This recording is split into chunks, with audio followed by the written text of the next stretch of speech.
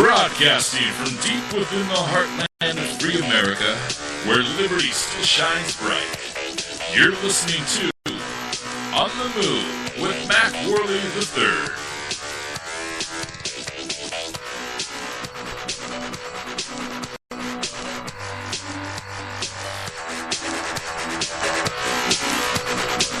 Hello, MacPack. It's good to be back with you for another episode of our program. This is On the Move. This is the show that attempts to inspire you to stand up for your rights. My name is Mac Worley III, and I am, of course, your host. And today we have a lot on the agenda. Today's episode is titled May Day, a celebration of coercion and slavery. Today is episode 117 of On the Move Show, and first and foremost, I just want to thank you for joining us. We broadcast every Sunday at 5 p.m. Pacific Standard Time, and that's 8 p.m. Eastern Standard Time.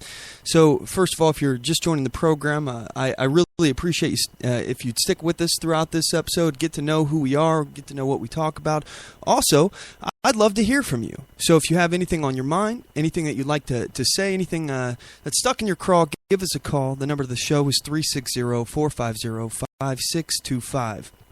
Again, that number is 360-450-5625. You can get us on Twitter at OnTheMoveShow as well, or read your tweets live on the air, or message us on Facebook.com/OnTheMoveShow.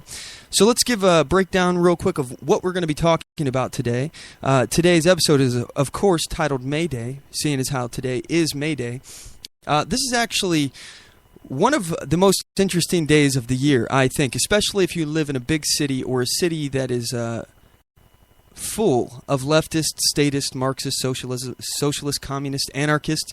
I happen to have recently lived very, very close to Portland, Oregon. I felt like I was living in the shadow of Portland for my time in Vancouver, Washington. It was just a stone's throw away. So I've seen this firsthand, what happened at the May Day rallies down in Portland, Oregon. And today I've invited my good friend Dan Sandini of the Daylight Disinfectant. That's daylightdisinfectant.com. You can find him on YouTube. That's youtube.com/daylightdisinfectant, or on Twitter at DaylightDis. So I'm really excited about him joining us. He's one of my really good friends. We don't see eye to eye on everything, and that's one of the reasons why I love having him on the show. He's a smart guy with a good head on his shoulders, and I love talking with him. I especially love talking about him with things that we disagree on, because we have some of the best conversations I've had, honestly, with anybody on or off the air. He makes good points. I try to counter, and we go. And at the end of the day, even if we don't see eye to eye, even if we don't come to an agreement on the issue, we still have a lot of respect for each other. And that's one of the things I like about it, is this mutual exercise that we're doing here of trying to follow logical thought and have a rational, calm conversation about it. And, not get into the shouting down that we so common see on the left. The mentality of where, if you disagree with me, not only am I going to tell you my opinion, but I'm going to shout you down and prevent you from saying your opinion, prevent you from speaking. And that's something that I have a problem with. And I think so many people out there are sick and tired of the fascism, the almost totalitarianism coming from supporters on the left. And this isn't even talking about the actual politicians on the left. So anyway, this is one of the many reasons why I'm excited that Dan's going to be joining us on the show. Today's featured topics, we're going to be talking about what is May Day.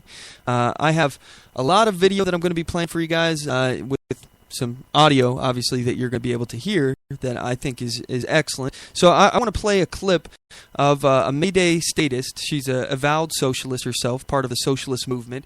She admits that socialism has not been good, and she's talking to somebody, the person filming, doing the interview, that has had to flee places where Marxist ideologies like socialism and communism have forced him to flee and come to America. The guy filming, he's from Russia, so she's talking about something that she doesn't know about firsthand to someone who does. And I think that's a very interesting interaction I want to play. And I have a lot more clips. I've been told by some that I'm focusing too much on Donald Trump. And though I disagree with them. I will take that under advisement, and I'm doing that today. I'm going to really, really try not to talk about Donald Trump today. Although I will talk a little bit about politics a little later in the show. And I want to play some clips here that basically focus on the left today. Focus on what we're fighting. Statism, leftism, communism, socialism, Marxism, all the other isms out there that you can think of. But all of these ideologies that focus on government to solve all of our problems, even though government is the source of most of our problems. The intervention in free markets, the restricting of your individual liberty, these are the problems that we face. It's one of these things that the left, they don't typically see, is the root cause of an action. Why do we have a problem? Why are you trying to solve a problem created by government by throwing more government into the mix, by giving government more control, more authority, more ability to invade into your private life and into your finances, into the way that you do business? These are the problems. And all we have to do, for example, is just look at healthcare. By the way, Kathy on Facebook sent me a message, and she asked me to bring this topic up, so I figured I'd start with this. I'd lead with it. She said that after starting a new job and being presented with their insurance plans, it would... for her to get the top one of the plan, she would have had to get another job just to pay for the insurance premium. And this, she says, "Thanks, Obama." And this is something that I've been touching on ever since Obamacare has been put forth, has been passed again without a single Republican vote. This was rammed down our throats, this universal health care, socialized medicine where people are entitled to a product or a service. This is what it is that we're talking about. Health care means that a doctor is spending their time, money, resources, energy to provide a good or a service for you, whether or not it's pharmaceuticals, and you can discuss about the price of pharmaceuticals as well. If you're entitled to health care, are you entitled to that pharmaceutical that somebody's producing? Well, what's going to happen with that? If suddenly this pharmaceutical is forced by the government to be free, do you think that's going to be discouraging people from innovating in pharmaceutical industries, coming up with new drugs that can potentially cure diseases that we have no cure for right now? Is it going to prevent companies from going into this business? Is it going to prevent innovation? These are the things that you need to ask. And of course, it will. If you make somebody not able to profit off of their efforts, off of their labor, it's going to take a big hit to the incentives of going into that industry. People aren't going to want to go into that industry if there's no profit in it. Again, profit is a good thing. Don't listen to the left how they say profit is a bad thing. But these prices for goods and services like healthcare and pharmaceuticals, they go up when the government starts intervening. All we have to do is look what happened with Obamacare. Healthcare premiums doubled and tripled when Obamacare was passed. So in addition to all of the price raises that happened, and then suddenly people who were able to afford their health care before now suddenly cannot. Many of these people have decided that, screw it, they're just not going to have insurance. And a lot of millennials, a lot of people my age who may be in relatively good health, think, okay, well, I'm not sick right now, so I don't need to pay $1,000 a month for something that I'm not using. So, and why would I bother paying $1,000 a month when I can just wait until the open enrollment period and then I'll get it for free? There we go. Ta-da. But even more important is that not only can these people not afford their health insurance premiums, whereas before they could. Remember, before the government was involved, these people were able to afford their health care. Then the premiums skyrocketed, and now they can't anymore. And then they choose not to have insurance. So number one, more people are uninsured. And number two, the government then goes ahead and imposes a tax or a fine, depending upon how the Supreme Court interprets it, because, it's subject to change depending on how they look at it. But then they tax people or fine people for not being able to afford the health care coverage that they wanted in the first place, and now they can't afford because the price has gone up, because now they're subsidizing other people in the market. So now you're working, your money, your time out of your day, out of your years being spent working for someone else's services. And think about this too. A lot of these people are working and paying a fine for something that they can't afford, because if they could afford it, why wouldn't they have it? Just think about that simple logic there. If you could afford health care coverage, why would you not have it? You're putting yourself at a risk by not having health care coverage. Everybody, that should be pretty common knowledge. That should be pretty logical to understand. If you could afford health care coverage, you would get it, because otherwise you're putting yourself at risk. So now these people that can't afford the health care coverage are being taxed or penalized to pay for somebody who can't afford it either. But now these people are going to get it. So you're paying for something for someone else that you can't afford for yourself. Does that make any sense? It absolutely does not. And I'm with you, Kathy. This is sad. And I'm happy you brought this up. So we're going to go ahead and talk about a little bit more of these featured topics here. I want to get into interviews with Bernie Sanders supporters. I want to ask the question, are Democrats addicts? I think this is going to be a fun conversation. I want to talk about gun control, smart guns, and the failed war on drugs. And then I want to actually ask a question. Is the GOP headed for a bad breakup? I've got a poll, non-scientific poll, that I've conducted with you all, the Mac Pack. I've asked you guys several questions that I think is a good barometer on what's going on out there. I think we have a good mix of people in our community here, in our group that, by the way, it's facebook.com/groups/OnTheMoveShow. So I would appreciate if you're interested in joining our conversations, give us go ahead and join over there. Send us a request. I'd be happy to add you guys.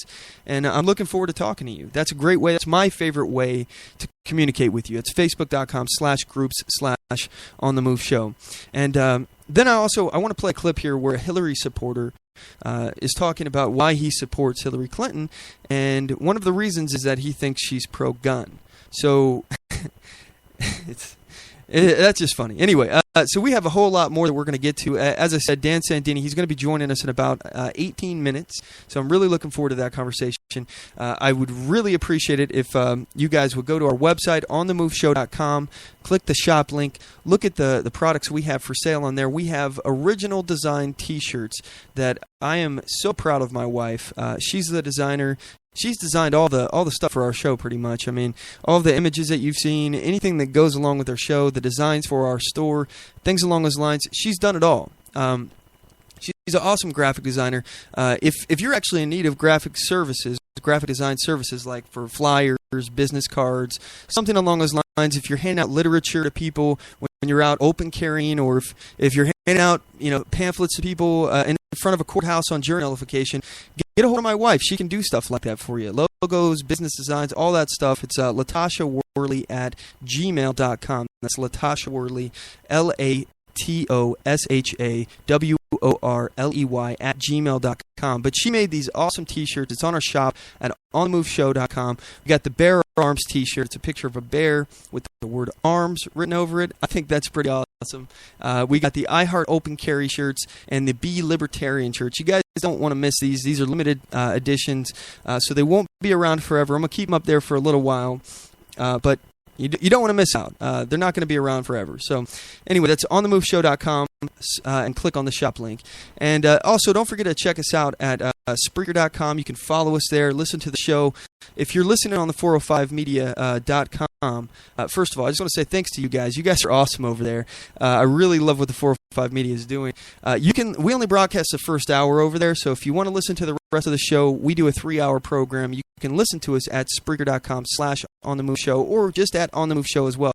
Spreaker is SPREAKER.com/OnTheMoveShow. All of our shows are archived over there, so you can listen to even our very first episode, which is terribly produced, and it was me calling in on a cell phone to our call-in line. And since then, we've gotten a little bit better, I would say. So, but feel free to check it out. I would really appreciate it. And if you would follow us on there, you're helping spread the message of liberty. So we certainly appreciate that. Anyway, you can get us on Twitter, and if you want to join today's conversation, you can message us on Twitter at OnTheMoveShow. Call in 360-450-5625. Again, 360-450-5625. Get us on Facebook.com/OnTheMoveShow. You can subscribe to us on YouTube.com/OnTheMoveShow. On the Move Show, and you can also find us on iTunes. It's On the Move Show, or On the Move with Mac Worley. So anyway, without further ado, we're going to go ahead and cut to a commercial break. When we come back, we're going to dive right into these featured topics, gang. So don't go anywhere. We'll be right back. Oath Keepers is a nonpartisan association of current active duty military, reserve, guard, veterans, peace officers, and firefighters who will fulfill the oath we swore. With the support of like-minded citizens, take an oath to stand with us, to support and defend the Constitution against all enemies, foreign and domestic. So help us God. Join us at oathkeepers.org.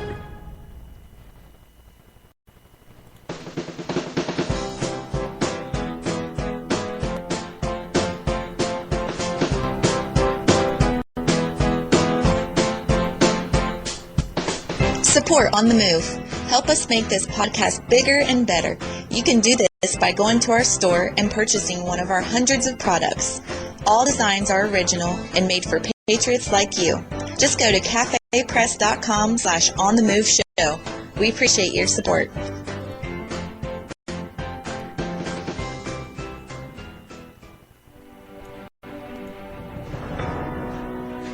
Hi, I'm Latasha Worley, and I work with candidates to creatively and effectively communicate their message to voters. I offer professional graphic design services from yard signs to flyers, from logos to vehicle magnets. Email me today at latashaworley@gmail.com. That's LATOSHA Worley@gmail.com for a quote on items for your campaign.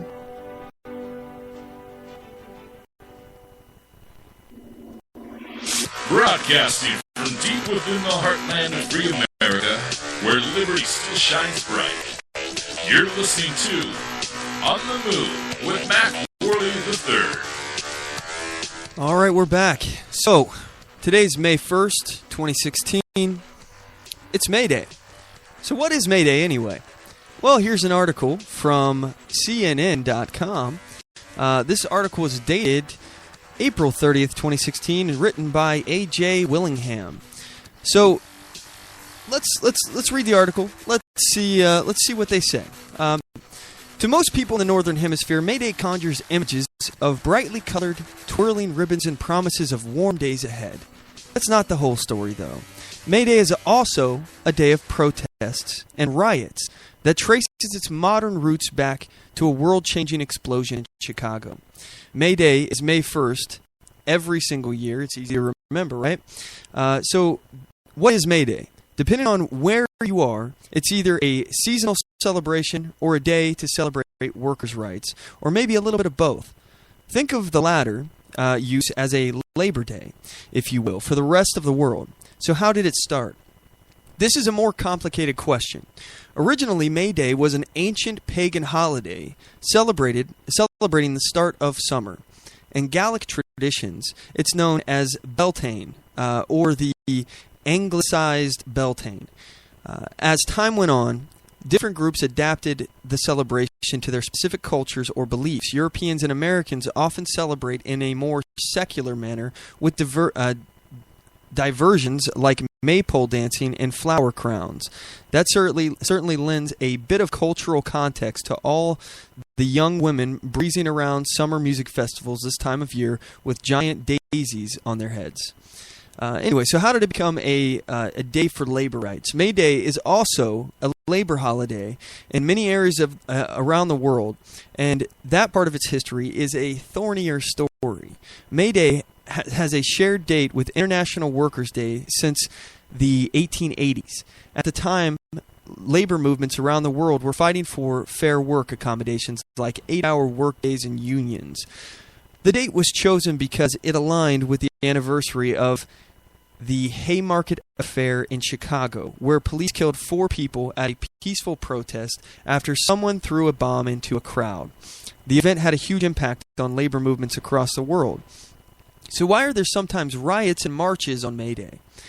Because of its more recent history, International Workers' Day / May Day is often a day of protest for labor unions around the world. The people come out to a rally, and sometimes their passionate demonstrations can turn violent. In 2014, Turkey attempted to ban labor rallies, citing security concerns. Across Europe, similar events have attracted heavy police presence. Riots and protests occur in the United States as well. One of the most notable in Seattle May Day marches, which, though intended to be peaceful, have broken out in violence in the past. So I'm from the Pacific. This is me speaking now. I'm not reading the article now. I've actually been out to the Portland May Day. I was hanging out with Dan Sandini when I was down there, and though it was pretty peaceful, it was a peaceful event. I didn't see any riots or fighting or anything. No one spit on us at least nobody spit on me that I saw. But that same day that we were there, I think I was there in 2014. I'm pretty sure that was when I went up there. It was that same day. There was a lot of violence and riots essentially that were happening in Seattle that same day. I saw footage of people smashing cars as they were trying to drive down the road because the road was completely blocked with these protesters marching in the middle of the street, and people were just trying to get from A to B and got caught up in this mob of people, and they're smashing windows on parked cars, spray painting, all sorts of stuff. It gets pretty crazy out there. So back to the article. In a strange way, some of these demonstrations overlap with more festive roots of May Day. The planned protests in Seattle included a rock concert, and long-standing May Day parade in Minneapolis features both colorful, festive floats and revelers who wear satirical costumes related to the labor and political issues of the day. So the article ends here. It says, is this related to the May Day distress call? It's actually not at all. May Day, the distress call, comes from the French term great, I don't speak French. Mieds, I don't know. I don't speak French, sorry gang. Which means help me. Nothing wrong with a little French lesson to go along with the holidays history. So, all right, first of all, that is I would say that is a very I'm trying to think of the word here. Calm viewpoint on.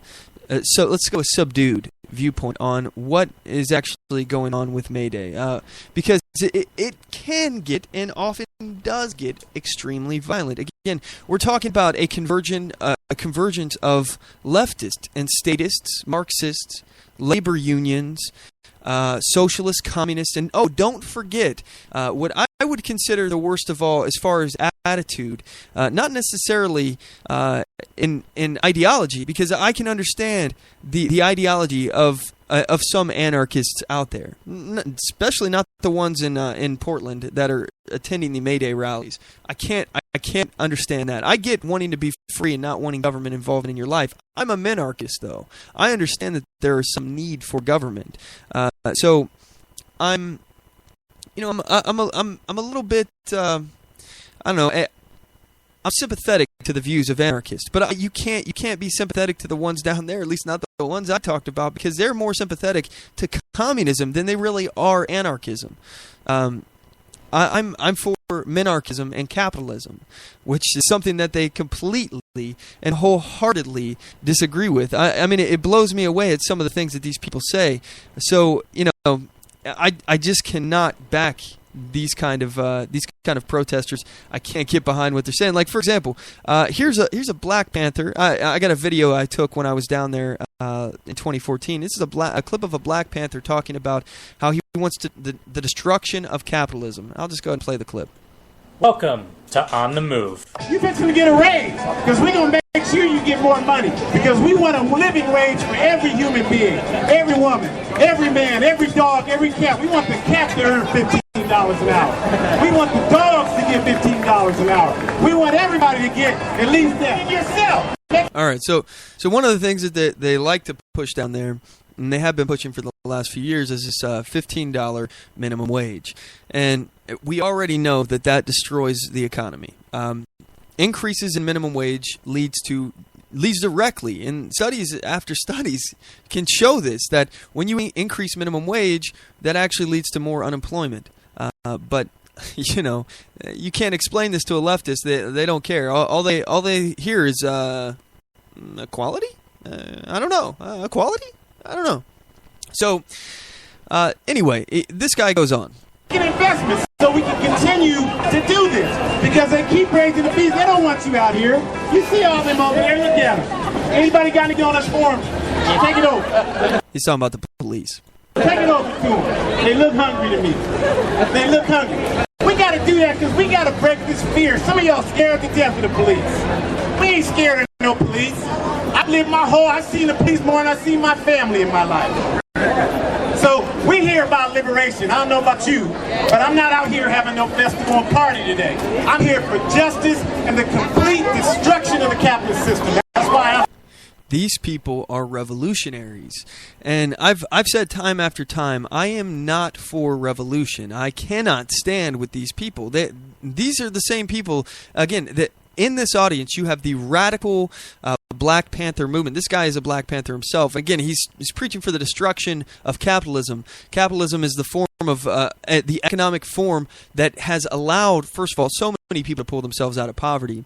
But more importantly, has provided the microphone and the audio equipment that he is speaking in. It's allowed him to buy, all of his clothing, that nice watch he has on his wrist there that I'm seeing, the hat on his head, the shoes on his feet, probably the smartphone in his pocket. But yeah, destroy capitalism, the very system that allows him to be part of the 1% of the world's wealth. Again, if you're an American. If you are an American in the United States, you're very, very likely to be within the 1% wealth of the world. And why is that? What makes us any different? Do we have any more resources than anyone? I mean, let's look at places like, the oil-producing countries of OPEC. Those guys are literally sitting on mountains of black gold, and they still have massive poverty. Well, why is that? I wonder. Capitalism has allowed so many people to pull themselves out of poverty, more than any other force on earth. And these people, they want to destroy it in a revolution. They don't understand that this actually means that people will die, or maybe they do. Here's an all-African Revolutionary Party talking about how they're at war with capitalism. Welcome to On the Move. As if Africans are not engaged in this struggle. We are engaged.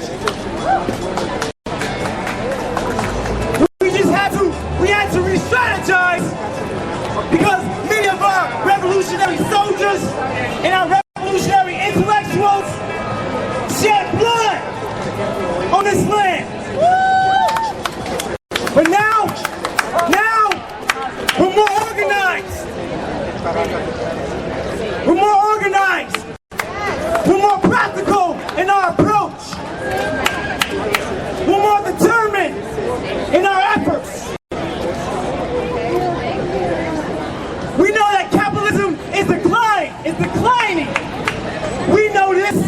We know. That's actually not true. If you look at places like, and the left likes to bring these places up, like Switzerland and other European countries, they're actually moving away from socialism. They're actually moving closer. They're not there yet. I mean, but as we see, these other forms of government or economic policies like socialism, they don't work. They actually impoverish the people. They hurt the people.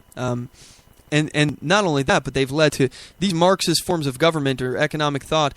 They've actually led to the death of over 100 million people in the last century. So anyway, he continues. Capitalism is declining because no one knows it's better than us.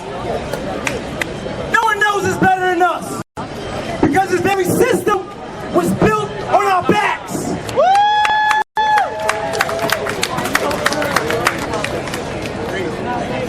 But we're not confused, and we know that we're not alone. We're here to stand with our indigenous, our native brothers and sisters. That have been displaced on their own land. We're here to stand with our refugees that have been forced here by neo-colonialism, by imperialism, by land gentrification, that demeans our people, demeans our culture, and dismantles our way of life.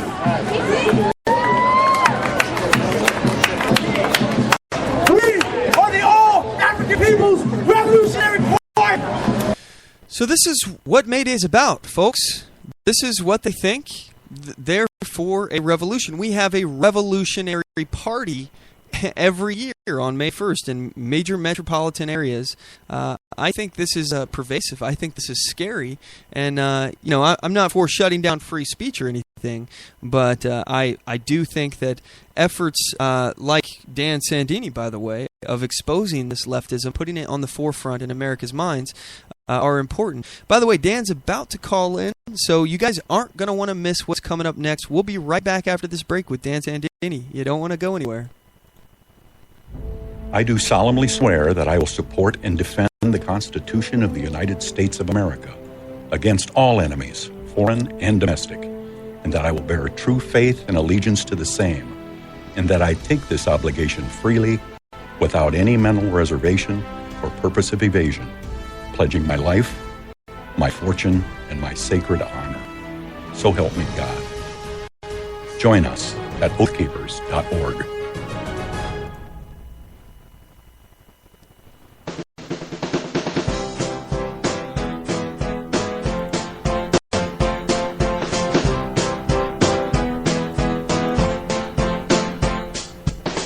Support On The Move. Help us make this podcast bigger and better. You can do this by going to our store and purchasing one of our hundreds of products. All designs are original and made for patriots like you. Just go to cafepress.com/OnTheMoveShow. We appreciate your support.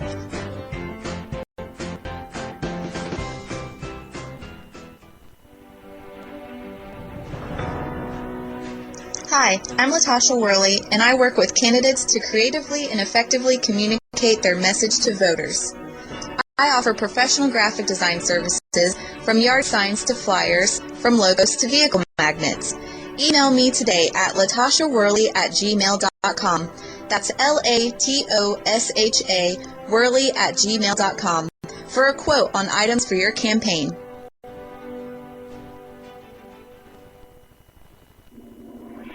Broadcasting from deep within the heartland of free America, where liberty still shines bright.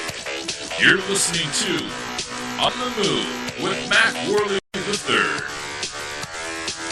So just to give you a heads up, I'm looking at the event link that Dan Sandini was so kind to link to us for the Seattle, Washington May Day protest. It's the picture, it says it all, the cover photo here. It says, May Day Anti-Capitalist March, May 1st, 2016. It's got a picture of a guy wearing a gas mask and throwing what looks like a Molotov cocktail. So, yeah, peaceful protest, right? Yay! And they wonder why, the police are showing up to these events. Look, I personally don't have any problem with the police showing up and coming out and engaging with the public, asking what they're doing out there in the case of open carriers or anything like that. But to harass people, that's an entirely different thing. To detain people for no reason, that's an entirely different thing. I had a situation not too long ago. In fact, I'll play the clip here. Here is a clip of me approaching a SWAT team at the May Day protest from 2014 with another guy that was there. And we found these guys, the SWAT team, they're sitting on the side of a van. They're all decked out in their tack gear. They got masks on. They've got, bulletproof vests and AR-15 M4 style weapons, slung on them and everything. They got gas masks and they got all sorts of tactical gear that probably, they probably have like, tear gas and all this stuff that's with them. But one of the things that I was concerned about is there was no it was completely peaceful while I was there in Portland. I never saw anything. There was never a need for it. I was concerned about the fact that the police were there in this kind of force. I have a major concern about militarized police. I'm going to play the clip. You can listen to the interaction yourself. You see what you think. Welcome to On the Move.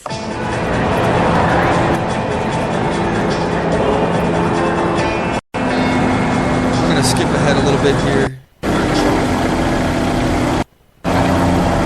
I don't know. Skipping ahead a little bit here until I go talk to these guys, because I'm showing them from afar here, and I go talk to the guy in charge. Here's a clip. I want to talk to him. Excuse me, officer. Yeah. What are you guys doing out here? Mayday protest. You're here for the Mayday protest, or Yeah. are they not allowed to do that or something? They are allowed to do it. That's why they're doing it, and we're letting them do it. Oh, okay. You're letting them do it. Okay. So why is everybody all geared up and everything? In case they don't want to go with the program and they start destroying stuff or assaulting people, that's why they have us here. Oh, has that ever happened here before? Yes, it has. Okay. All right. When did it happen? It's been several years. Okay. But got to be prepared in case it does. Do we notice like a similarity in the way operations are going? I guess I'm not following the question. I just noticed like in Iraq when we were worried about certain things, the way we were set up with inner and outer importance seemed a lot like the way we have inner and outer importance set up right now. So the guy I was there with, he was concerned about the similarities of how the military style of the police is very similar to what his involvement was in Iraq, overseas in a foreign country. So anyway, we're now joined with Dan Sandini of the Daylight Disinfectant. Again, that's daylightdisinfectant.com. Get him on YouTube, youtube.com/Daylight Disinfectant, or on Twitter @DaylightDis. Hey, Dan, are you there? I am here. How are you today, Mac? I'm doing pretty well. By the way, I think it's awesome right now that I've had you on the show so many times that I know all of your information. I don't even have to ask you anymore. I know it by heart. I guess that's good. Thanks very much. I think you have a great podcast, Mac. And to you and all your listeners, happy Commie Christmas, which is what I call Mayday here in Portland. Because every bizarre antic that the left performs is put on display once a year, and today is Christmas for the communists here in Portland, Oregon, and other groups aside from the communists, as you've been talking about. Every anti-capitalist group from the far left to the extreme far right is on display. They have parade here in Portland, usually beginning down at like either Chapman or Lonsdale Squares and parading through the cities. Sometimes they bother to pull a permit. Other times they don't bother to pull a permit, and it's just kind of a free-for-all. But the last few that I've been to, honestly, Max, the one that you and I went to was fairly peaceful. That was in 2014, I believe. Mm-hmm. Here we are, so it's 2 years ago. And the intervening year was fairly lame, and things have been... Portland is a changing city. It's been very calm, but Seattle, as you've been saying, is always a different story, and the protest up there is they have as you were saying, Mac, it's a collection of all different organizations, but the illegal alien march has already completed for the day, and that ended relatively peacefully.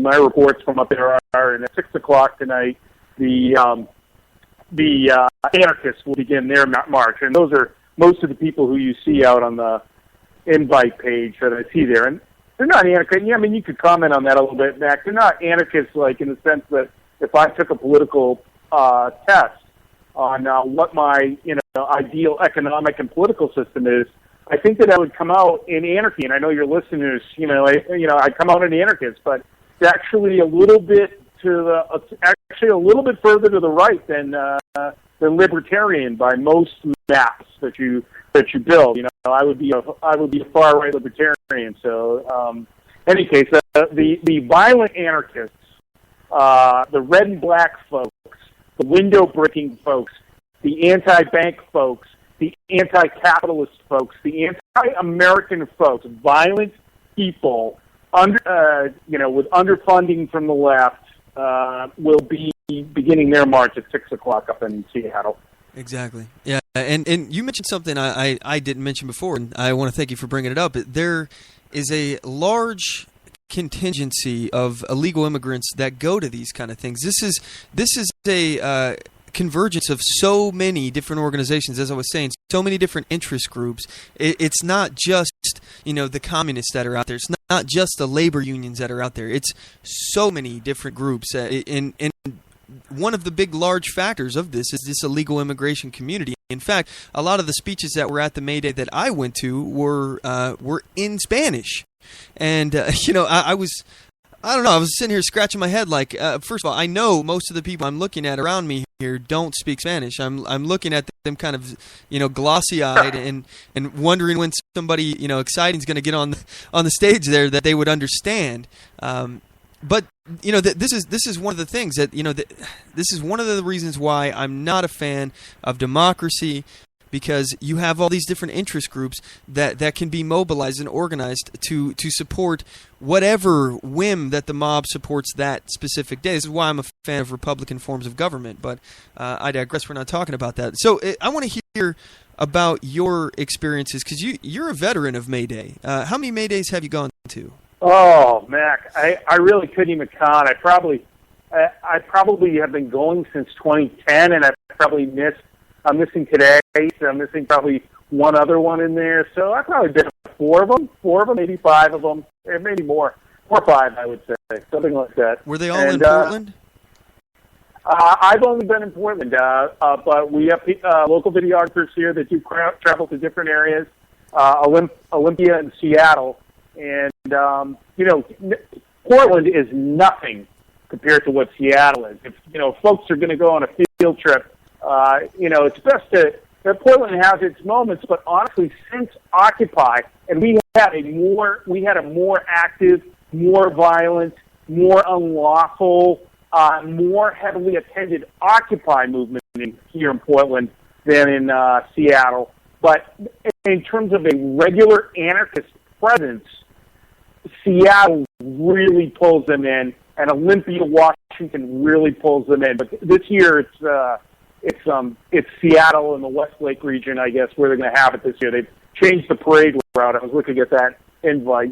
And so I've never gone to Seattle for it, but I have a lot of first-hand reports from people who have been there. And, of course, YouTube channel Laughing at Liberals, if your listeners want to go to his channel today, I can guarantee you, and subscribe, you will get updates within the next, I don't want to help the guy because he's updates.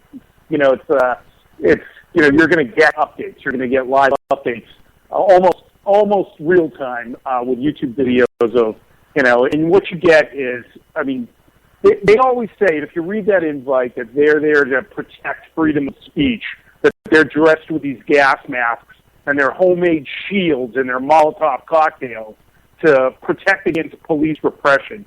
Well, we all know that that's a bunch of BS, Mac. These people are there to break windows at places like Wells Fargo. There's a picture on that feed on Facebook of a broken window at Wells Fargo from one of the past ones, I'm sure. And, it says, remember who the real enemy is. Well, why is Wells Fargo Bank an enemy of anybody? As you were saying earlier, capitalism as an economic form and as a political form has resulted in more prosperity on the planet Earth than any other system. It's not even close. Any formally trained economist that has any kind of an unbiased opinion will tell you that is the truth. Many believe that we achieve a greater equity under socialism, but it just hasn't borne itself out. The proof is in the pudding. Yeah. And so they celebrate today. They celebrate today. Anti-capitalism and anti-Americanism on May Day. And that's really what this is about, is anti-capitalism. And it's, to me, this is, I want to focus a little bit here on the militarization of the police, because personally, I'm not a fan of the police being, armed like our military is. However, I will say, when I was down at the Portland May Day in 2014, though I did run across all of these armed police, I didn't see them harassing anybody. I didn't see them silencing people's speech. What I saw were people that were prepared for some kind of violence. Though I didn't appreciate the fact that the police officer said that they're letting them speak, because that would imply that that they could at any point just shut them down.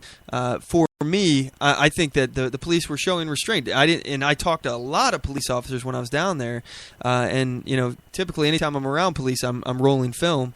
but I never saw anything that made me think that the police were out of line. And in places like Seattle, I can understand why there's an armed SWAT team, around the block following the crowd when there could be a potential for violence. Because what we saw from 2014's protest in May for May Day for Seattle was craziness. I think Laughing at Liberals was up there then as well, and I was watching his channel, and the anarchy that was going on in this crowd, them smashing windows of cars, parked cars, trying to flip over cars. I saw them standing on top of people's cars, their property. Again, complete destruction of other people's property, and the violence that is down there. It's scary.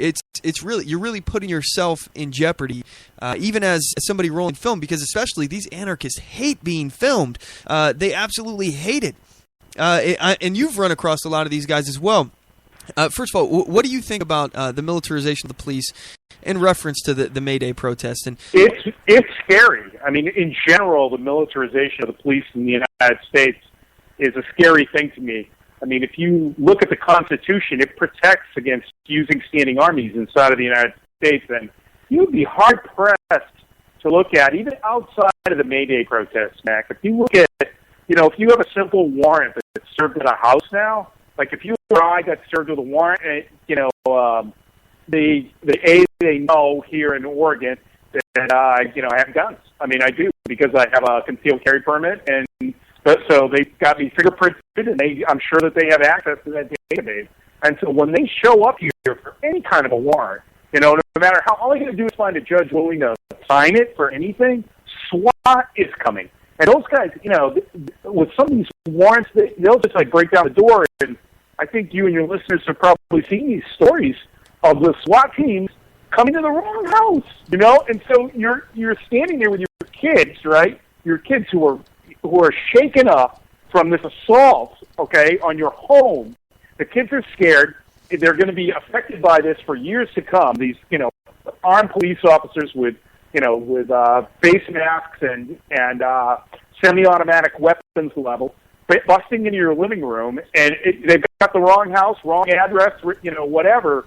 So to me, I think that has gone too far. And really, the way you want to address this thing, the way you want to address violent mobs like in Seattle, is you allow people to protect their own personal property, right? You let people, that's the reason why we have a Second Amendment, Matt. That's the reason why what you did up in Vancouver, and I don't want to take it too far off topic, it's really important in America. The Second Amendment is extremely important because it allows individual citizenry to protect their lives, loved ones, well-being, and property, by themselves. They don't have to depend on a standing army being there. But what it's come to is that, the individual guy in downtown Seattle is not going to be able to protect himself.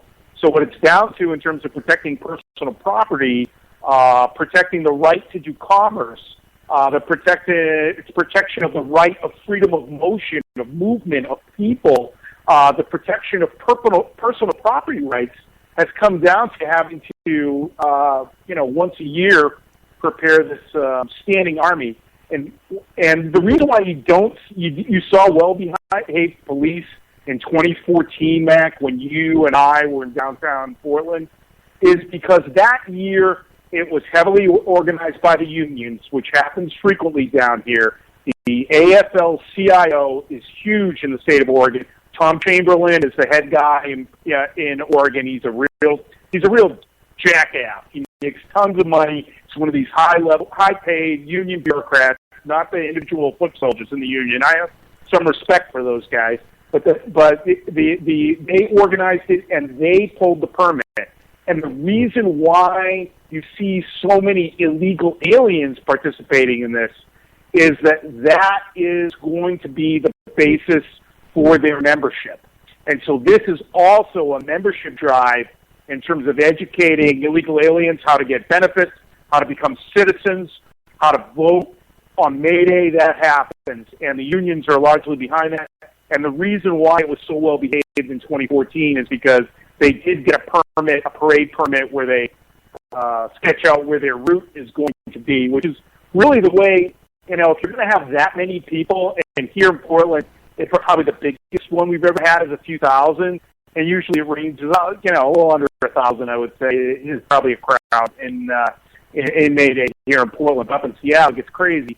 You should, the Supreme Court has found that you have to protect other people's rights as well for freedom of speech and all their rights too. In order to do that, permits are a good idea, and letting the police know what your route is going to be is probably a good idea. So you asked me, your question was, how do I feel about a militarized police force here in the United States? It's concerning. I mean, I don't know how you feel about seeing the police in tanks, seeing, ranks of 50 police officers all with, AR-15s, the law enforcement edition, and all with face shields and shields on and ready to go. I mean, I guess that kind of thing is necessary in the United States now, but somehow I don't think it would be so necessary if we were allowed to exercise our own Second Amendment rights. Yeah, I completely agree with you on that. I don't think that there would be a need for this paramilitarization of the police departments. Essentially, as you said, creating a standing army here at home. I don't think there would be a need for that if citizens were allowed to freely exercise their right to defend themselves. And this to me is the most simple way of explaining this to anyone, is that you've only got that one life to live. And when someone extinguishes it, that's it. So it doesn't matter what kind of artificial constraints that we've created as a society, saying that this party or government has control or authority over you. All of that is the left. They like to mention social constructs all the time. They like to say gender is a social construct, even though there's an actual genetic component there. That's not a social construct at all. But government is a social construct, that somebody has an authority over you, a right to impose their will upon you. It blows me away that anyone in their right mind, when you boil it down to this fundamental principle, would advocate that you as an individual do not have a right to defend yourself. You don't have that right. It doesn't exist. That's amazing to me that someone can, noodle it out and actually come to that conclusion. It blows me away. But you mentioned no-knock raids, which you're absolutely right. These kind of things are despicable. First of all, it results in a lot of people getting killed. First of all, I did a no-knock warrant, wrong house. I typed that in Google as you were talking. Here's the headlines we got. Man dies in police raid on wrong house. Oh my God. Sleeping 7-year-old girl shot in head during no-knock police raid. It was the wrong house. 9 horrifying botched police raids. No-knock police raid ends in blazing tragedy. SWAT team raids wrong house holding mother and somebody. Couldn't read that part. Cops raid wrong house. Shoot dog, shoot man.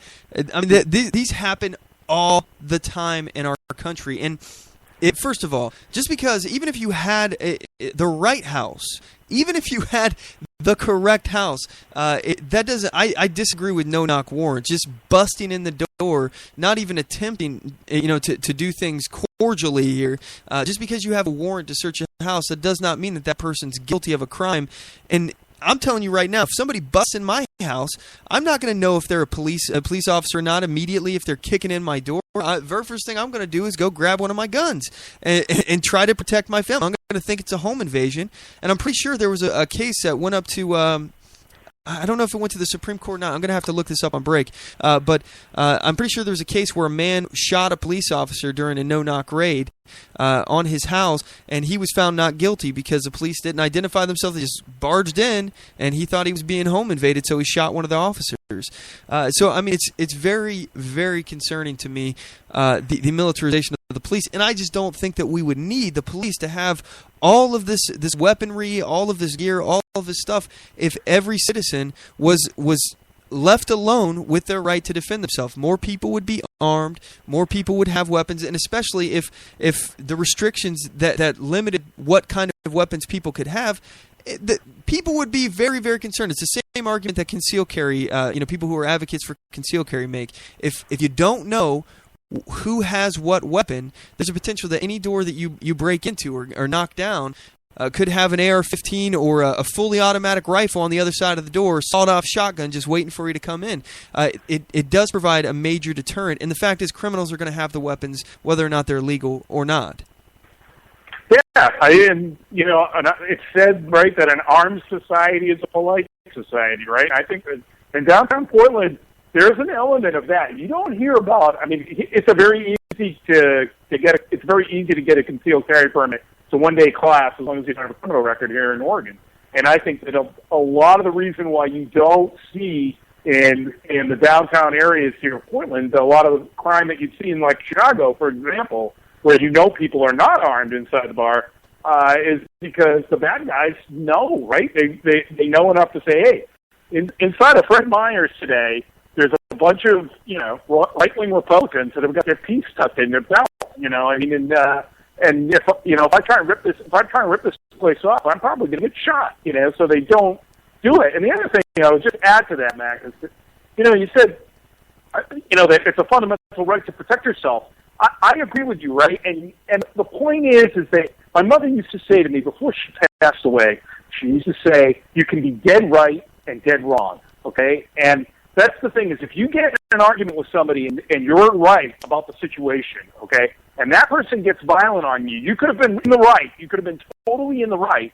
But if you're dead, what difference does it make, okay? As Hillary Clinton would say, right? What difference does it make if the guy kills you, right? But if you're armed, that's the great equalizer. And for women especially, I know you have listeners who are women out there and you realize that, is that, that takes away the edge the criminal has against a smaller, weaker person. And let's face it, in general, as a rule, I mean, there's a lot of women who can kick my ass, okay?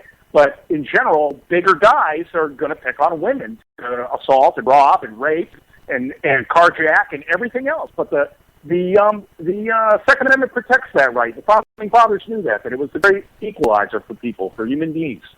Exactly.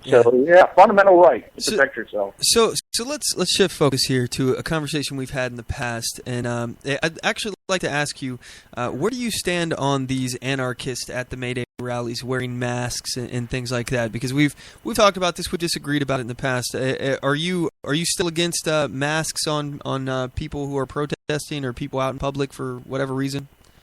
I guess. I think I changed my view on that. And, seeing your introduction, and I guess that as much as I don't like it, there's a lot of things in life that I don't like, okay? You were talking earlier about being photographed. I don't like being photographed in public, okay? I don't like being videoed in public. But you know what? See, I can say tough shit on a podcast, okay? Tough shit.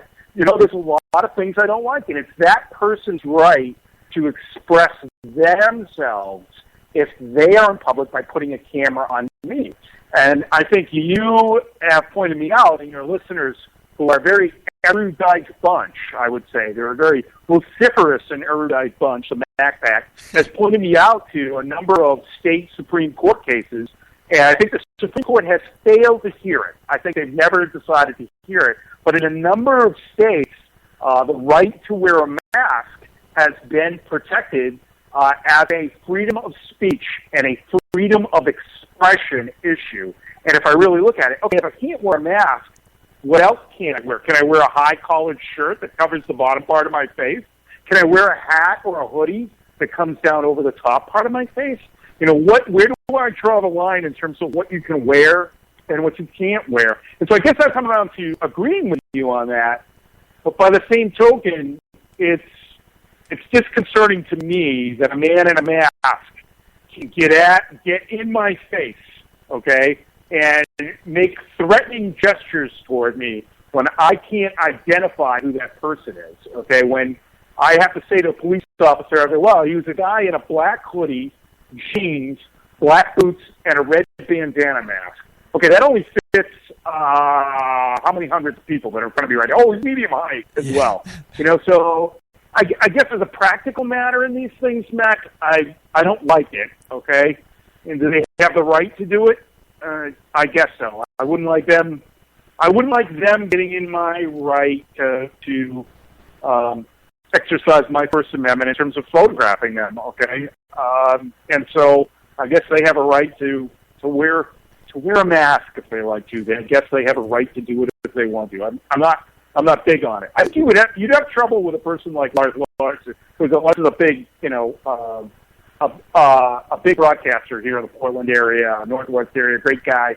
I think that he would say, no, there should be laws against appearing in public with masks on. I just think we're going to get in a lot of trouble, Matt. I mean, what are we going to do when when women begin exploding themselves, when Islamic women in, head to toe garb, black garb, in crowds begin exploding themselves, and you can't identify who these people are or committing violent acts, and you can't identify people. That's why these laws were put in place to begin with, but I guess I understand that it's really one of those gray areas.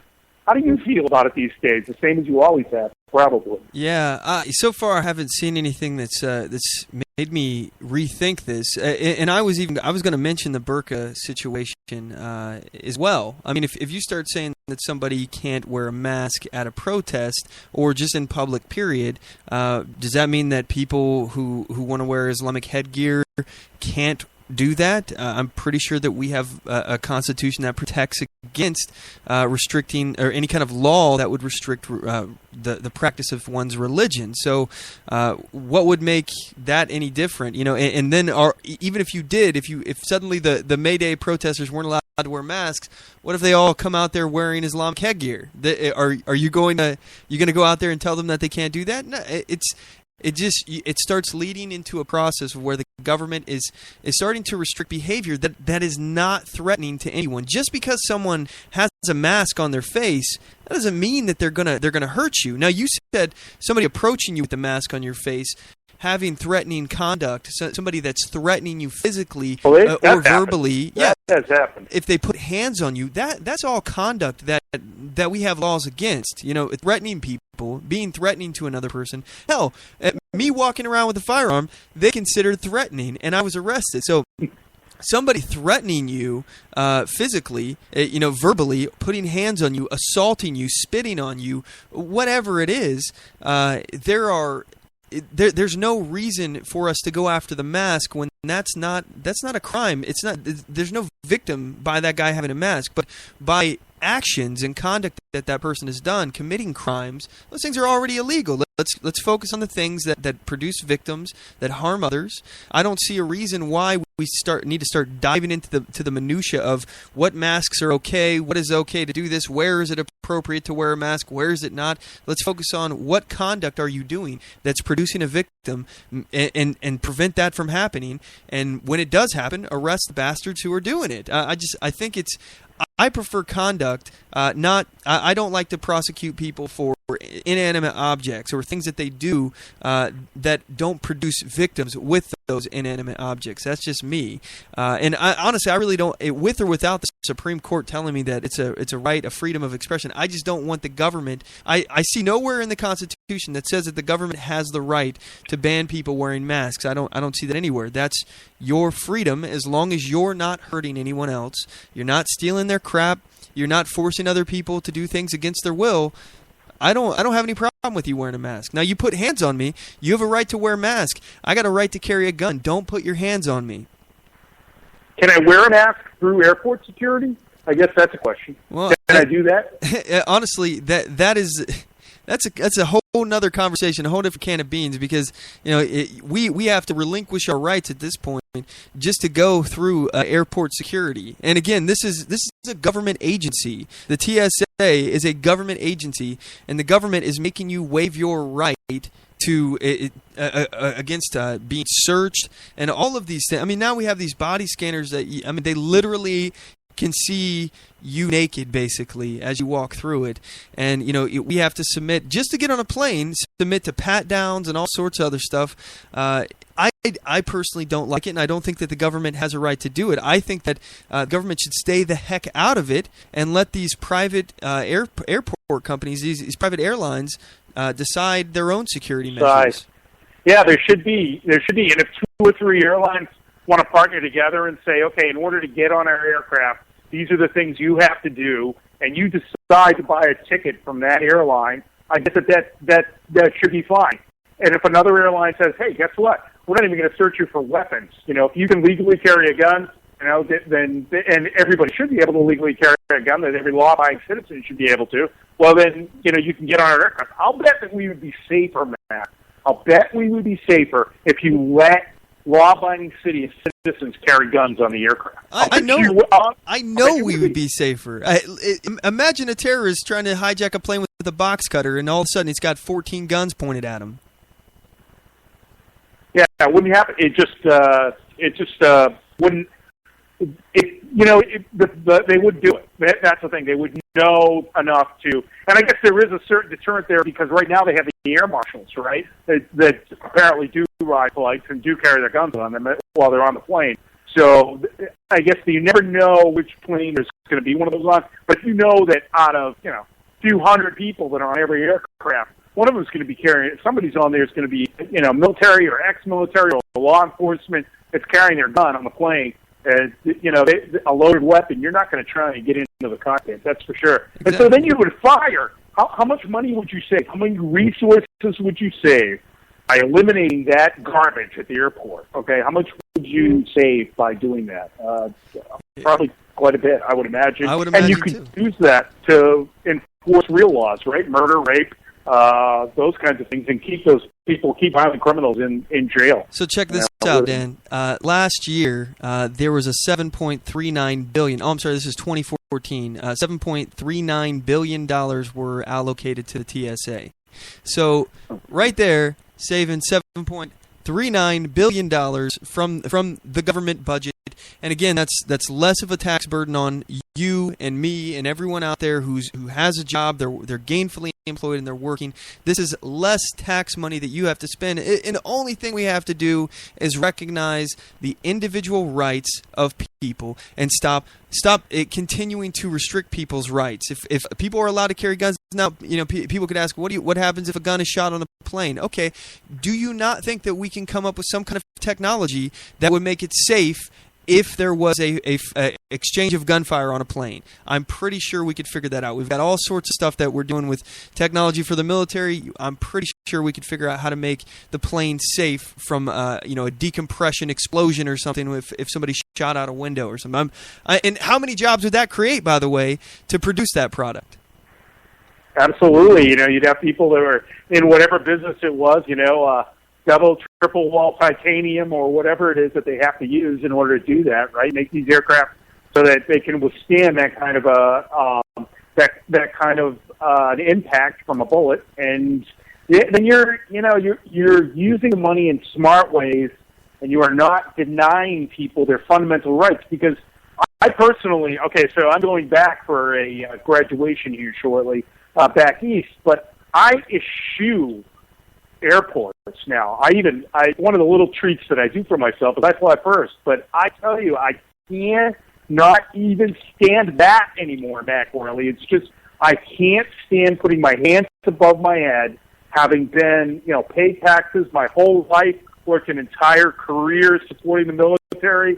I have no criminal record whatsoever. And these people are treating me like a common criminal.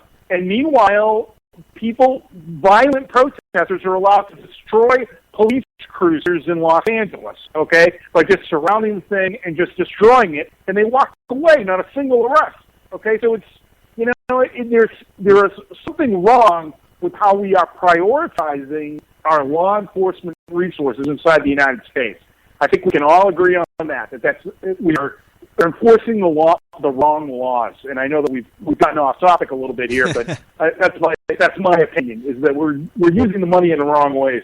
Well, I think we continue to treat symptoms of problems, but never the root cause of the problem. Like, for example, why are airplanes a target for terrorists? Well, because they're a soft target.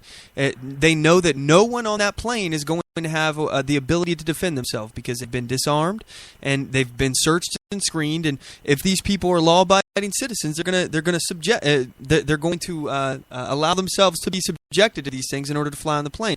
Again, I think just on the sheer free market sense of this, if people didn't feel safe about a plane that allowed people to carry guns, they wouldn't go there, and it would go out. But at a minimum, this should have no government hands involved in it, and this should be left to the private company, the airlines, to decide their own security measures. And that way, if you're having to go through security line for this plane's or this airline's company or whatever, you got to go through that line.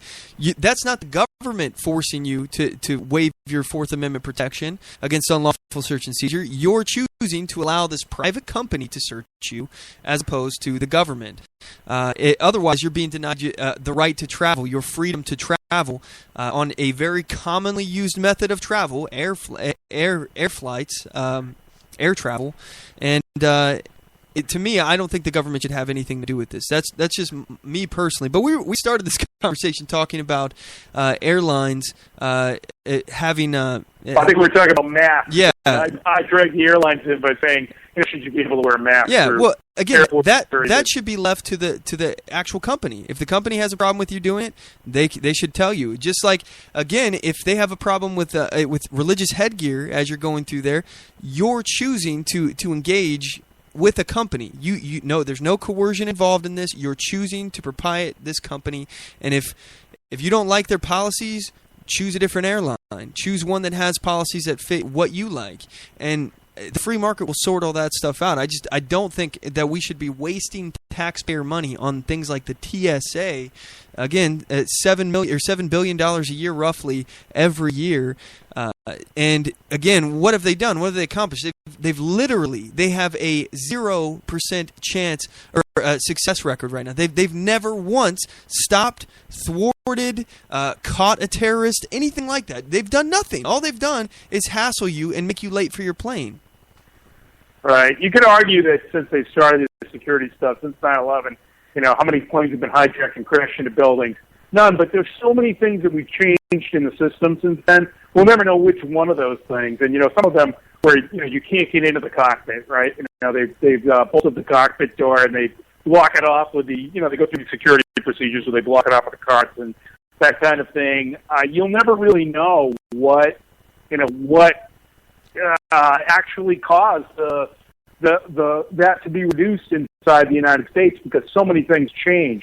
Yeah, but you're also forgetting for example, the underwear bomber. That guy. That was not a thwarted attack. Nobody caught him. He was thwarted because he failed. There was a mistake with it. He actually made it onto the plane with the explosive material in his underwear.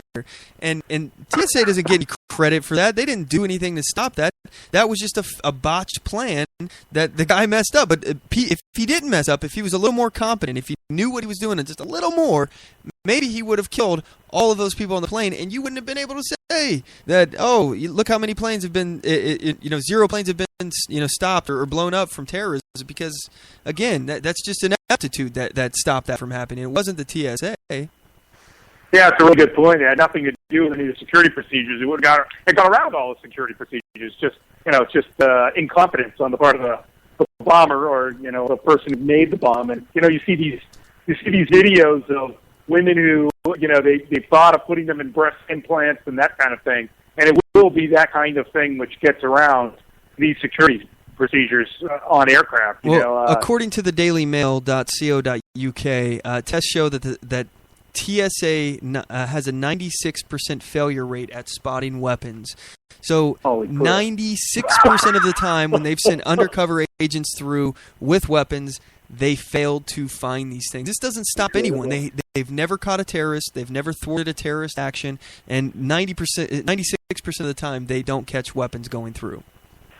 I hate saying stuff like this, Mac, because I know it's wrong. But why couldn't you just have anybody with a valid concealed carry permit, anybody who has a concealed carry permit, can carry their weapon on the plane and just leave it in their backpack? Why in the hell do I have to take my gun out, put it in a double-locked box, okay, put it under there when when 96 or 94% of all the bombers who try and carry a gun on the plane, or hijackers who are going to get through? And I'm the guy, and for sure that my gun is not on me. Exactly. Okay? It won't be on me. It's locked in the luggage compartment with double locks on the box, where it's completely of zero use to anybody. I won't get too far off the topic, but they've actually told me at airport security check-in. I had a woman tell me on check-in that I had to unload my magazines. Okay, I had 2 magazines in there with the thing. I said no, I don't. I know the law. And I had to push back on her, and she backed down. These people will take away, as many rights. What else do I have to do? Do I have to take the powder out of the bullet? I have to pull the bullet out of the cartridge empty them out and then refill them with a cartridge loader when I get to my destination? I mean, how far does it go with these people? And if you don't push back on your rights with these people, they'll take them all. They'll take everything away exactly. from you. Yeah. But, where does it end? There is no end. You know, at some point, I'm surprised they just don't say that, you know, we all get hog-tied naked and thrown into the cargo hold, because that's the only safe way to travel, guys. It's that humiliating. I mean, I don't know if you've seen some of these videos of and stories about people who have been pulled off the aircraft to unpack their checked bags on the tarmac with sex toys in them that they have accidentally gone off inside of their luggage. So you're unpacking this stuff out on the tarmac in front of everybody.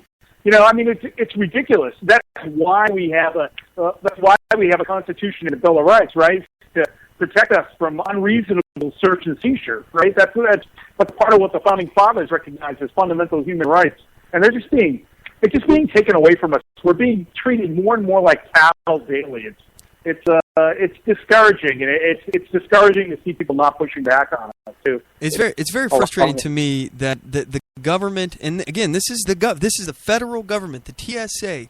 They are searching every single person. They're treating you like you're a criminal, when there is, in the Bill of Rights, the Fourth Amendment, it says that they need reasonable suspicion to get a warrant to do a search, and they're not even having any warrants. They're treating everyone like they're criminals. You say like cattle, and in some ways I can agree. I mean, they're pawing all over you.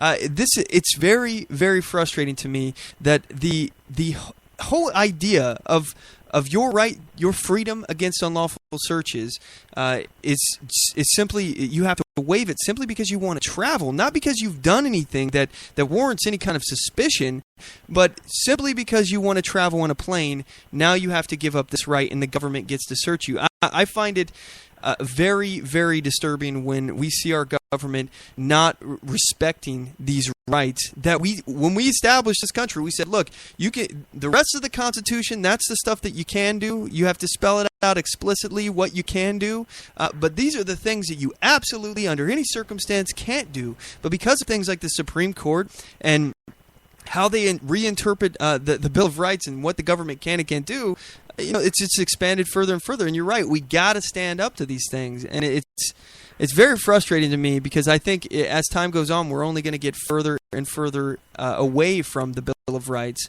because our government doesn't respect it in the first place. That's absolutely true. These law enforcement agencies are going after the easy meat. You know, they want to make a caller. A district attorney and a police force gets, you know, the police force gets rewarded based upon, you get promoted based upon the number of callers that you've done. And they're not going to, and the terrorists are not the easy meat. Let's face it. It's you and me with a speeding ticket. It's you and me, displaying our guns and going out with open carry. It's you and me, the law-abiding citizens in general, who are no danger to society whatsoever, just the easy meat for these guys. And so the actual terrorists themselves and the real bad guys who, you know, don't apply for concealed carry permits and commit crimes, those guys go relatively unchecked in our society. And it's a sad thing. I'm not quite sure what the solution to it is, but that's really what's going on in America. Yeah. We got to get back to first principles here, fundamental principles of do you want to be more free or less free? I keep asking this question, and that's ultimately what I look at each of these issues. You know, what is the solution here that promotes the most freedom for a solution? How can we resolve this by empowering individuals? And if we can't empower individuals, how can we empower groups? If we can't empower groups, how can we empower, you know, the local government or the state government, rather than looking for a broad brush solution from the federal government to step in and become the solution to all of our woes, when in reality they are probably more than likely the cause of the problem to begin with. Yep, everything that's given to you can be taken away, as they say, Mac, right? You know, I mean, and so, you know, you may feel a little bit better for a while, you know, when the government gives you something or seemingly protects you in some way. But then when they're not there, look at Katrina. I mean, you can have, you know, how many police deserted their posts, you know, when Katrina pulled in, and it was just left to lawlessness. Now what? Okay, now you don't get a gun because there's some moron passed gun control laws, okay? And so you can't have a gun in your house. You can't carry a gun in your person. No one has one. Now the police say, hey, I'm getting out of Dodge. This is a mess. Okay, and if that happened on a large scale, then you're going to wish that you had someday you were going to wish that you had a firearm. Founding fathers realized that. I didn't get that religion back until like 2009, 2010 is when I became a firearms advocate, a Second Amendment advocate. And I was afraid of guns. I had been hunting a few times, and I just didn't like to handle them. I didn't like to be around them. But once I really started thinking about it, once I wasn't at work all day, okay, inside of a protected area with guards at the doors and that kind of thing, I really started thinking about society in general. And these are our fundamental rights. And a lot of the left, a lot of the people that are down there on May Day are huge, gun control fans. I wouldn't say the anarchists necessarily are, but certainly by and large, the union membership is all Democrat, left-wing people that would, there's a lot of support for gun control in those crowds. It's like, hey, if you don't want militarized police force at the May Day rally, you might want to rethink your position on gun control. That's all I would say to you, people on the left. Yeah, absolutely. If it wasn't for gun control, we wouldn't need the militarized police in the first place. It's one of these self-licking ice cream cones, as Buck Sexton from The Blaze always says.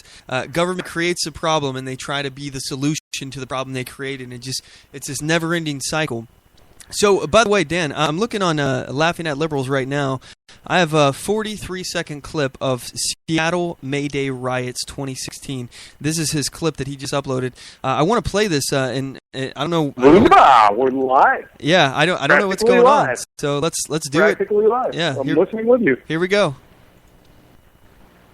Hey everyone, thanks for tuning into Laughing at Liberals. I hate to be one of those guys, but you will not be seeing the 2016 Seattle May Day riot footage here on this channel.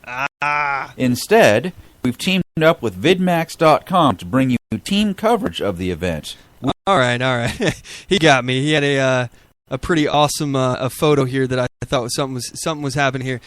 Vidmax.com. Clickbait. That was clickbait. Yeah, he got me. He got me clickbaited there. So, good job laughing at liberals.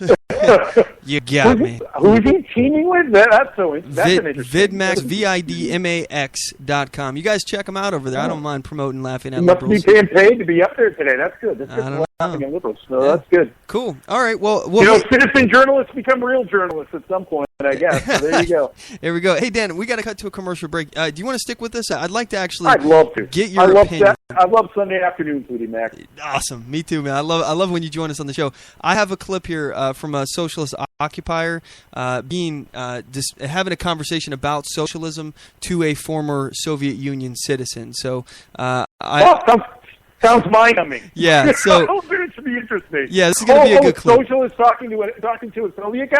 Yeah, that's interesting because I have talked to Soviets about socialism and communism. So that's interesting. I'll stay with you for that one, Max. All right, cool. All right, gang, we'll be right back after this break. If you want to join today's conversation, you want to join me and Dan, the number to the show is 360-450-5625. Again, that's 360-450-5625. You can get us on Twitter at OnTheMoveShow. I'm going to read your tweets right when we come back. We got some activity from people on Twitter here. And anyway, feel free to give us a call. Again, that's 360-450-5625. All right, we'll be right back, gang. Don't go anywhere.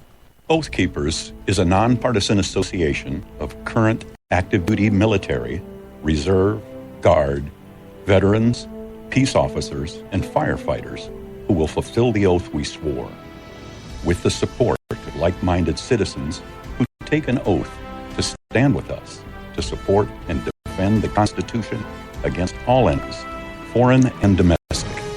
So help us God. Join us at oathkeepers.org.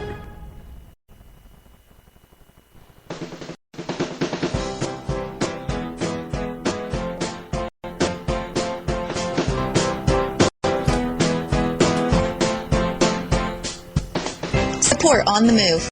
Help us make this podcast bigger and better. You can do this by going to our store and purchasing one of our hundreds of products. All designs are original and made for patriots like you. Just go to cafepress.com/OnTheMoveShow. We appreciate your support.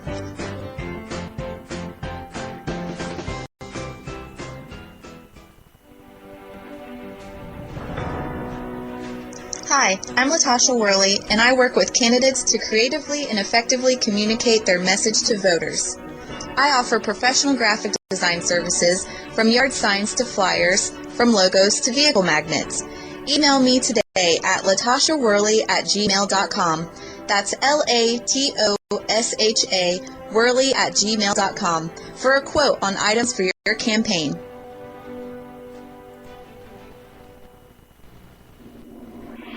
Broadcasting from deep within the heartland of free America, where liberty still shines bright.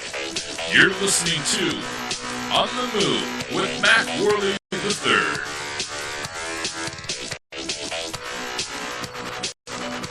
All right, we're back. So I promised you guys that we would read Twitter conversations that we're having here. Mark on Twitter says, LA Times, California minimum wage hikes hits LA apparel industry. The exodus has begun. The article is, of course, LATimes.com, and it is written by Shan Lee and Natalie Kitroff, something like that. Anyway, it begins. This article is dated 15 April 2016. Los Angeles was once the epicenter of apparel manufacturing, attracting buyers from across the world to its clothing factories, sample rooms, and design studios. But over the years, cheap overseas labor lured many apparel makers to outsource to foreign competitors in far-flung places as China and Vietnam. Now, Los Angeles firms are facing another big hurdle, California's minimum wage hitting $15 an hour by 2022, which could spur more garment makers to exit the state. Again, this is more evidence stacked up showing that when you increase minimum wage, you actually destroy jobs. This is one of the things that are making us uncompetitive on the global market. This is why we can't produce things here in our country. It's not because we're getting a bad deal on trade or something along those lines, or we need to worry about another country, what they're doing to their currency.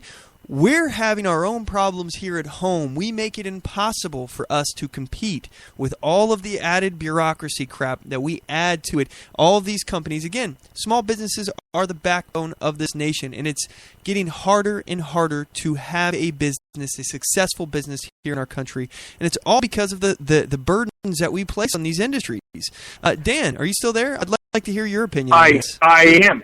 And I noticed earlier in your broadcast, you were mentioning the $15 an hour minimum wage here in the Northwest. Well, it's already the law up in Seattle. And here in Oregon, they passed it in an emergency session, Mac, in January and February. So while it will be a tiered minimum wage and it won't make it to 15 in some of the rural outlying areas, here in downtown Portland, I think it's 2 or 3 years out before we get to $15 an hour. And I can't imagine what that is going to do to businesses in the downtown. I mean, downtown Portland has become fairly blighted anyway, and the prices are just insane for things, and it's impossible to get. I know this is going to sound whiny, but getting food delivered here is impossible. All the delivery services have canceled, where home delivery should be something that's ubiquitous here inside the city. It's just gotten too expensive, I think, to hire people to come on with Obamacare and those kinds of things to come on and deliver food.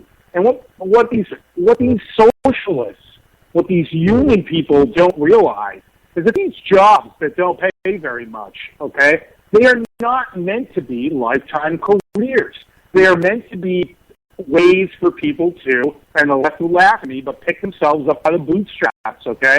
For a guy who's really down on his luck that needs something to do, he can deliver pizzas, or he can work at the checkout bagging groceries, or those kinds of things. And there's no reason for those people to be making $15 an hour and forcing that upon the individual business owner to pay those kinds of wages. And what's the result? What is that going to result in? The prices are, the shareholders aren't going to take it in the shorts. You know that the managers aren't going to take in the short. The people who own management positions in the stores aren't going to take it in the short. So what's going to happen is the consumers are going to end up paying higher prices for these kinds of things, and for all kinds of goods and services. And so what the result of that kind of thing is going to be more people laid off, increasing in robotics, and increasing prices to the extent that automation can't keep up with the artificially increased prices of labor. So I am against the minimum wage, and I think if if you read people like Milton Friedman, if you read people like Thomas Sowell, they've gone through this, and really Sowell in particular has talked about, it's not the fact that you have, a quintiles of wage earners from the very bottom to the very top, and the fact that the very top is growing and the very bottom is growing. That's really not what it's important. You're focusing on the wrong statistic. But here in America, it's the mobility between those strata of income earners, how you can start. And that, people say it's not possible. I'm that story. I mean, I grew up in a family of 4 kids, and while we weren't in the street, I had a roof and 3 square meters. It wasn't much more than that, okay? And I started before I was of legal age, beginning with delivering those flyers, which are now delivered in your mailbox, I think. But we used to put them on the mailbox in rural areas. We would hang them in a plastic bag on the doorknob or whatever, and it would have the flyer in there from the supermarket. I would deliver those, okay? And that was a really crappy paying job. It was probably like a paper works, okay, carrying these big stacks of papers. But as a kid, I thought it was great. I thought I was 14 maybe doing that, something like that. And then, these jobs where kids in high school who have no experience, no education, I mean, you're not suited to much more than bagging groceries or delivering flyers. There's no reason for those people to pay $15 an hour. And if you do pay them $15 an hour, what incentive is there for them to better themselves, to get an education, to increase their productivity and value to a society? There is no incentive, and so people stay in these dead-end jobs for long periods of time. So I am against. I think any kind of a capitalist would tell you that minimum wage is just going to result in increased unemployment and higher prices. That's what comes out of that. That's what's going to come out of that. You hammered every single point on minimum wage. You really left nothing on the table there, Dan. Honestly, you well said.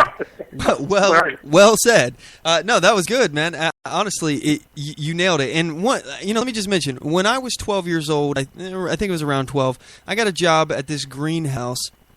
And I was getting paid it was minimum wage at the time in Ohio. It was like $5 and some change an hour. And again, if I had if they had forced that company to pay me $15 an hour, there's no way that they would have ever hired me for that job. And I got money. I mean, I did hard work. I worked my tail off. A 12-year-old kid lugging around like bags of sand and topsoil and dragging pallets around. And we had this big bag of soil that they had like hanging in the air. You had to hit it on the side to get the soil to fall out. I was doing all sorts of crazy stuff. Had dirt in places I didn't even know I had. But I worked hard. I made a paycheck that I was willing to work for. I was completely okay with making that amount of money because otherwise I'm making nothing. I had no money coming in without that. And if the government would have forced this company to pay me $15 an hour, I would never have gotten that job. I would have never started on the first rung of success. Just getting some experience, just showing that you can show up to work every day and not getting fired for disciplinary issues or whatever. But this is why the show is titled that May Day is a celebration of coercion and slavery, because first of all, they're using coercion to force people to do things against their will, force you to have to accept a certain wage, even though you're willing to work for less in order to be more competitive. As a 12-year-old boy, I was willing to work for $5-something an hour, and if they would have made them do it for $15 an hour, not only are they forcing that company against their will to pay me more than what I was worth, but also they're making me less competitive, and I'm coerced now into only accepting $15 an hour. That it's anytime you force somebody to work for less or more than what they're willing to or worth, that's wrong. And in fact, it's slavery. That's why this episode is what it's titled today. Forcing people to work for others for the benefit of others, that's slavery. Forcing people to work for wages against their will, or forcing companies to pay people wages that they're not worth, that's coercion. That's slavery. I'm against it. And, I agree with all of your points on minimum wage, man. Well said. So let's cut to this clip here about this leftist who is a socialist. She's a member of the Socialist Party, apparently. This is actually at a May Day protest, and she's talking to an individual who is from the Soviet Union, the former Soviet Union, about why socialism is so good. And she actually admits in this clip that socialism hasn't been good in the past, though. Here's a clip. So are you promoting socialism? I'm a little confused. Yes, we're part of the Freedom Socialist Party. We're running a protest vote for movement for 2012. It's a write-in campaign. So we're not on the ballot. You have to. So in other words, you want to change our system to a socialist system. Yes. And you think you're gonna change for the better? Yes. How so? Well, in our campaign, we're a feminist campaign. Capitalism is a root cause of sexism, homophobia, racism, classism, and we hope that... Whoa, wait a second. Capitalism is a source of racism, sexism, and homophobia. Dan, what do you think about that? I don't know about that. Take a look at where the real homophobes are. Let's just take a slice out of that. Let's go to Iran, okay, where they hang teenage homosexuals. Okay, I mean that doesn't happen inside the United States of America. We enjoy unparalleled freedoms, of course, in Western society, capitalist society. That she's obviously taking classes in Western history at Portland State University. That's probably what she learned. But you can hear the skepticism in the voice of the Russian gentleman who is on the other end of that conversation, can't you?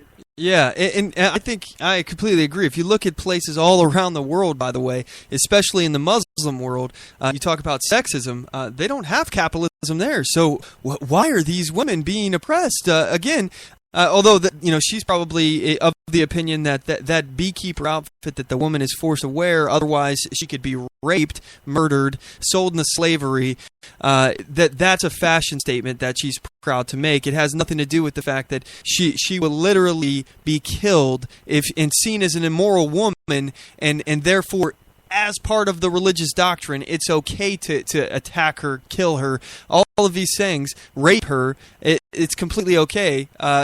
She's probably for the beekeeper chic. But again, all sexism in the world, according to this woman, is a source of capitalism, racism. Let's look at the apartheid in South Africa. Dan, correct me if I'm wrong. Were they capitalists down there? I can't remember.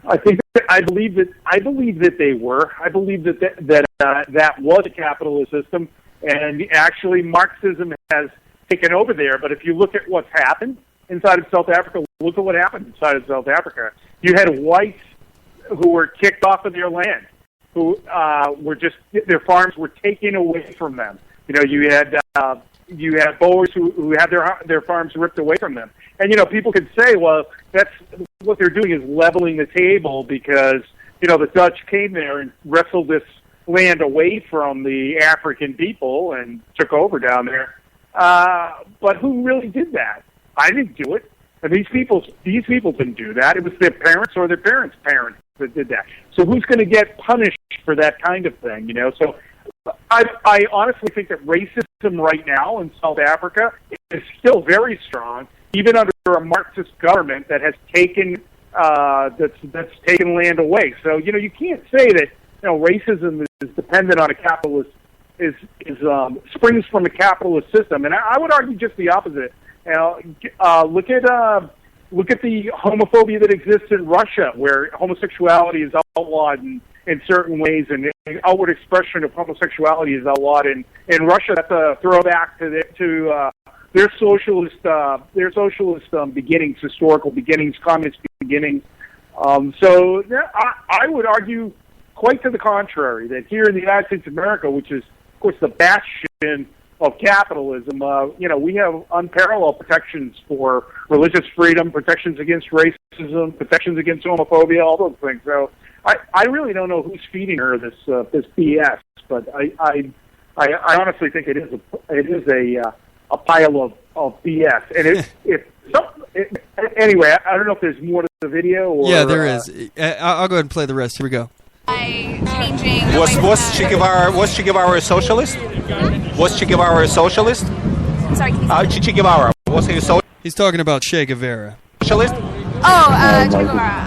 I mean, I feel like I can't comment on that. There have definitely been things that have happened in the past in the name of socialism that have not been good. And this is the argument that the left likes to make. By the way, we still got more of this video.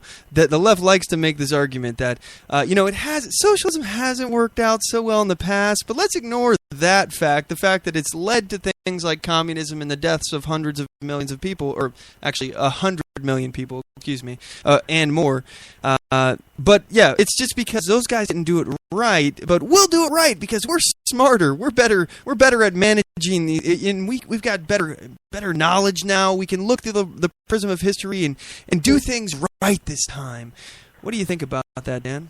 Well, it's sort of like that old Rocky and Bullwinkle cartoon, where it's watch me pull a rabbit out of my hat. This time for sure, you reach it in there, and every time he gets the same thing, and then at the end he says, I think I get another hat. Every time it's going to be different that they invent it. And you and I are reading this book together, Mac. If your listeners want to pick up a great book, Frederick Hayek, the famous economist, that wrote a book which is very readable by the common man. You don't need any kind of formal business training to read it at all. Mm-hmm. He was a post-World War II economist that wrote about what was happening in Britain at the time there, and a real push to maintain an authoritarian government and a controlled economy, a planned economy there.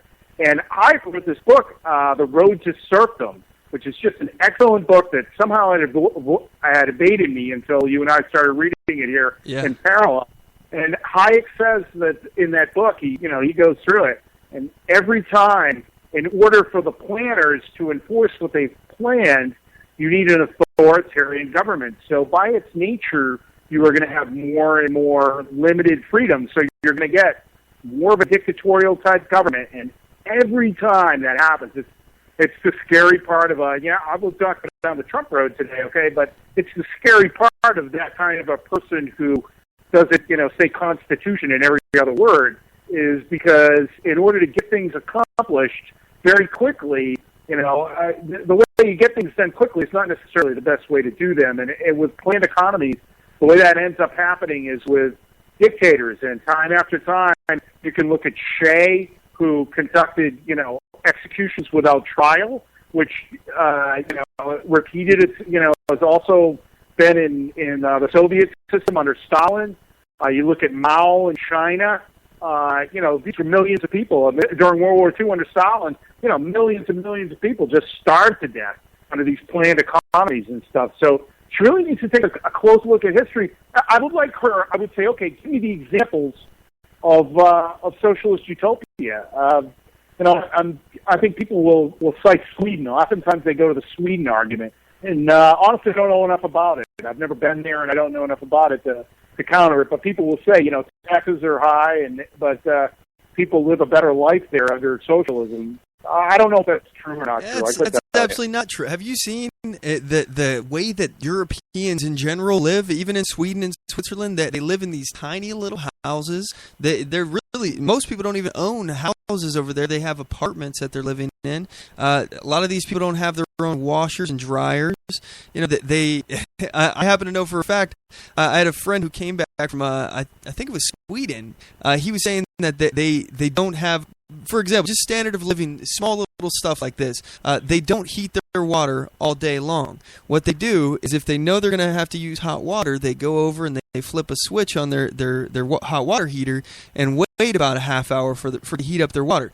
This is what they do. This is how it's a different standard of living in comparison to us. And you mentioned The Road to Serfdom, which, by the way, I've been enjoying reading with you as well. I'm happy you wanted to read that with me. But one of the things that Hayek talks about, and I think is it's a very excellent point, is that the socialists they want this utopian form of government, but in order to get to this point of equality that they want, the government actually has to do things that the socialists find objectionable itself. They become more authoritarian, and this is repeated throughout the book, as you said.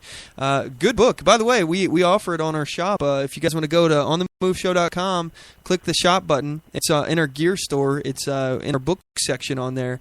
It's The Road to Serfdom. Really good book. You can read it with us and let me know what you guys think.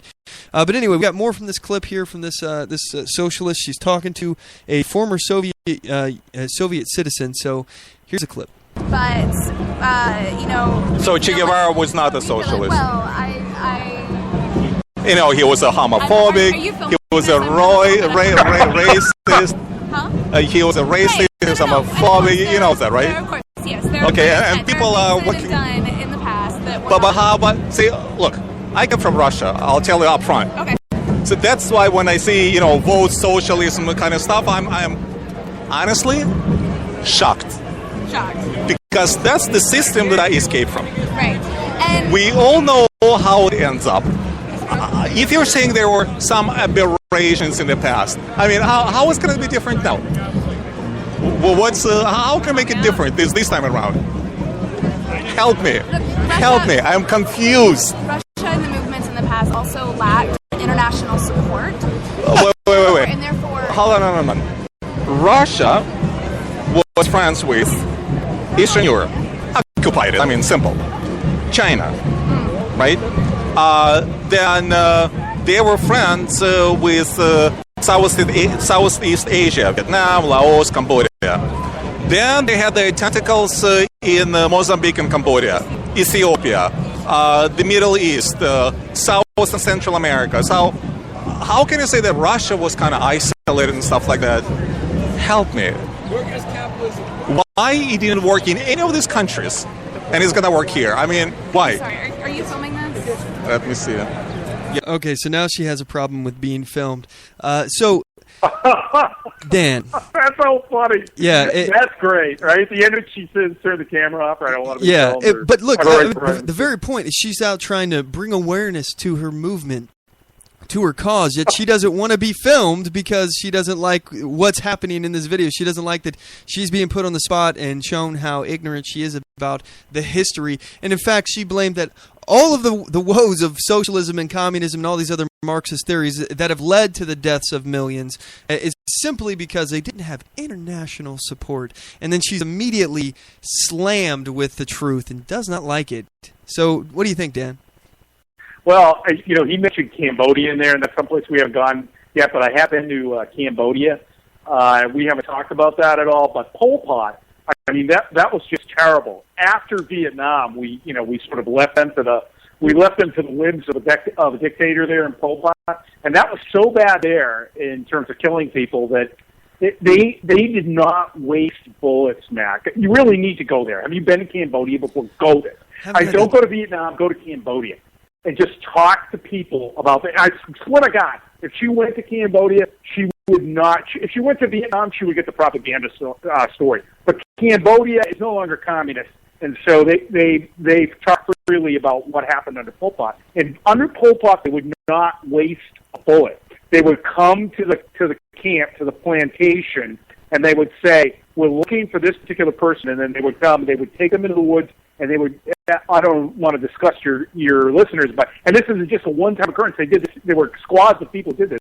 They killed them with hammers to the skull. They would give you, they turn your back to you, get on your knees, and they were so poor and the economy was so bad they didn't even waste bullets on people. They killed them with hammers, and so in every time this guy is pointing out, it leads to this kind of dictatorial goon squad of people that are needed to enforce the very things that the socialists have promoted.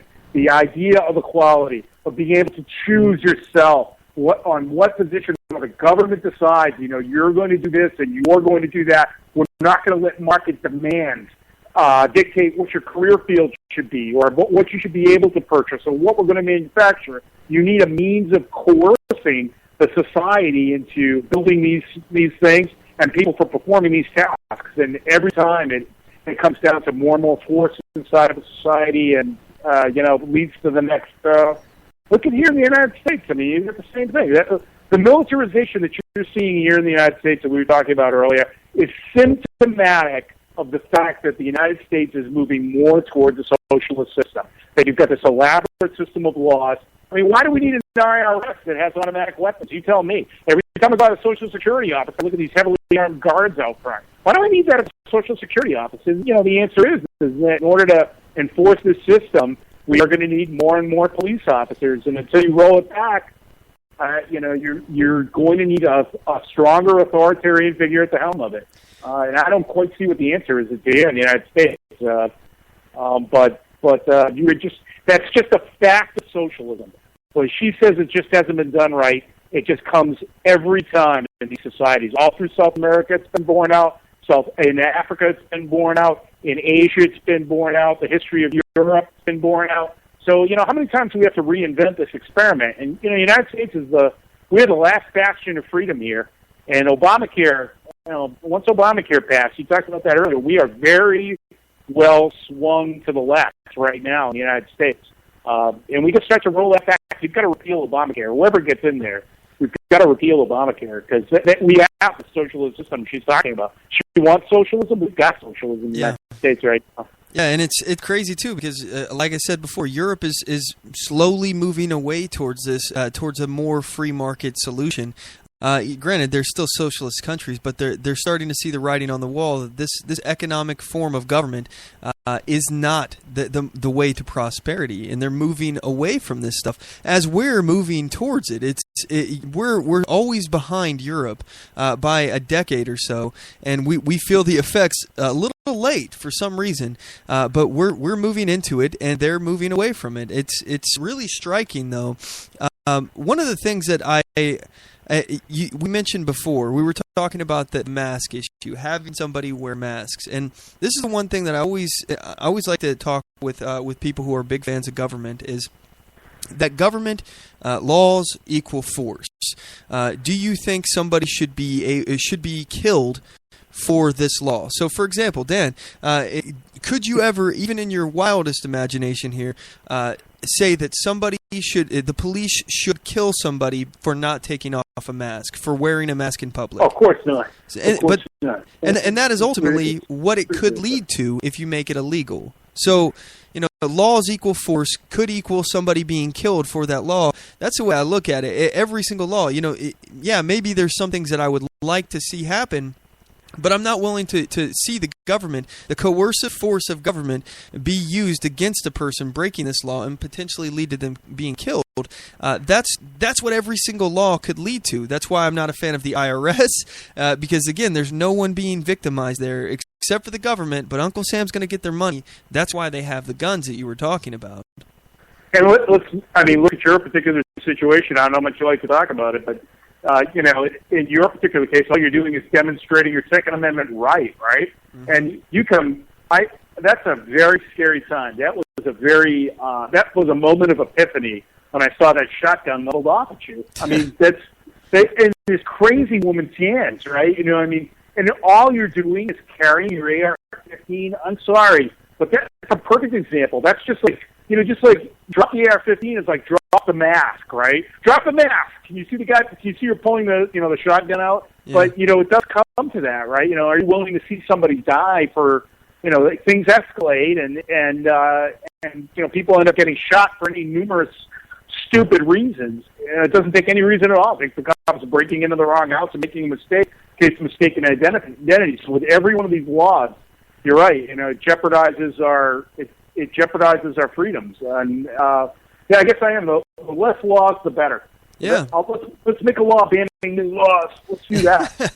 I like that. For me, I think if it's a law, it ought to be put to the test of does it produce a victim? Without this law being there, is there a victim? Are they hurting somebody? Are they stealing their stuff? Are they imposing their will on another person? If these three things aren't happening, then there ought not be a law against it. Because, for example, we talk about gun control, but let's talk about the war on drugs. We were talking about those no-knock warrants. A lot of these no-knock warrants are for drug warrants. So right. Again, there's no victim in this situation. The person may be thought of being a distributor, but again, that's a free market exchange. people are choosing to buy a product from somebody who is selling a product, as long as they're not hurting anyone or imposing their will or stealing any property from someone else, then there ought not be a law against it. People are literally being killed for drugs, for non-violent crimes, and it happens all the time. And I mean, this is the thing that I think as a society we should be looking at. This is immoral. Killing people who aren't hurting anyone, that's immoral.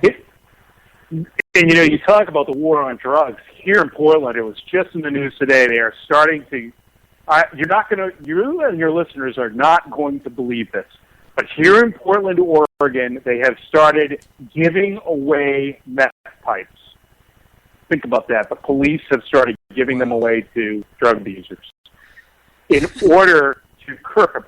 It's craziness. It's absolutely craziness. So, possession of methamphetamine, possession with intent to distribute, manufacturing methamphetamine, right? These are crimes that are enforced every day in our society. If I look at the paper, right, they probably do no-knock warrants on meth labs all the time in the state of Oregon, okay? Mm-hmm. And here we are on the supply side giving away the meth pipes to the users. And it just boggles the mind that we're actually doing that kind of stuff. Is this supposed to prevent some kind of spread of disease somehow? I think so, yes. I don't understand how a pipe... They want to encourage people to do that rather than injecting it and sharing needles. I believe that that's what the case is. Well, come on, folks.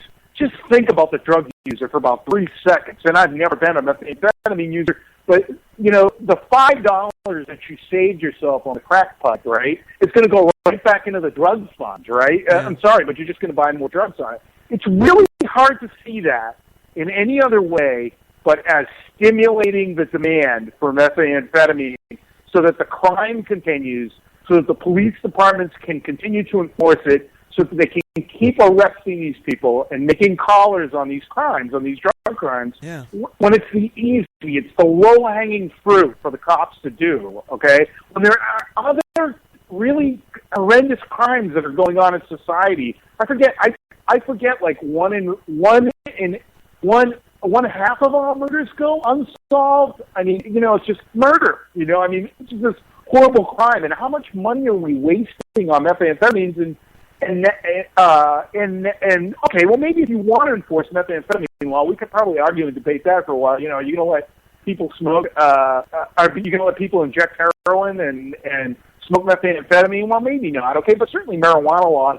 The end of the world has not happened here in Oregon with the legalization of marijuana. As much as that's another thing that I dislike, Mac. I dislike it.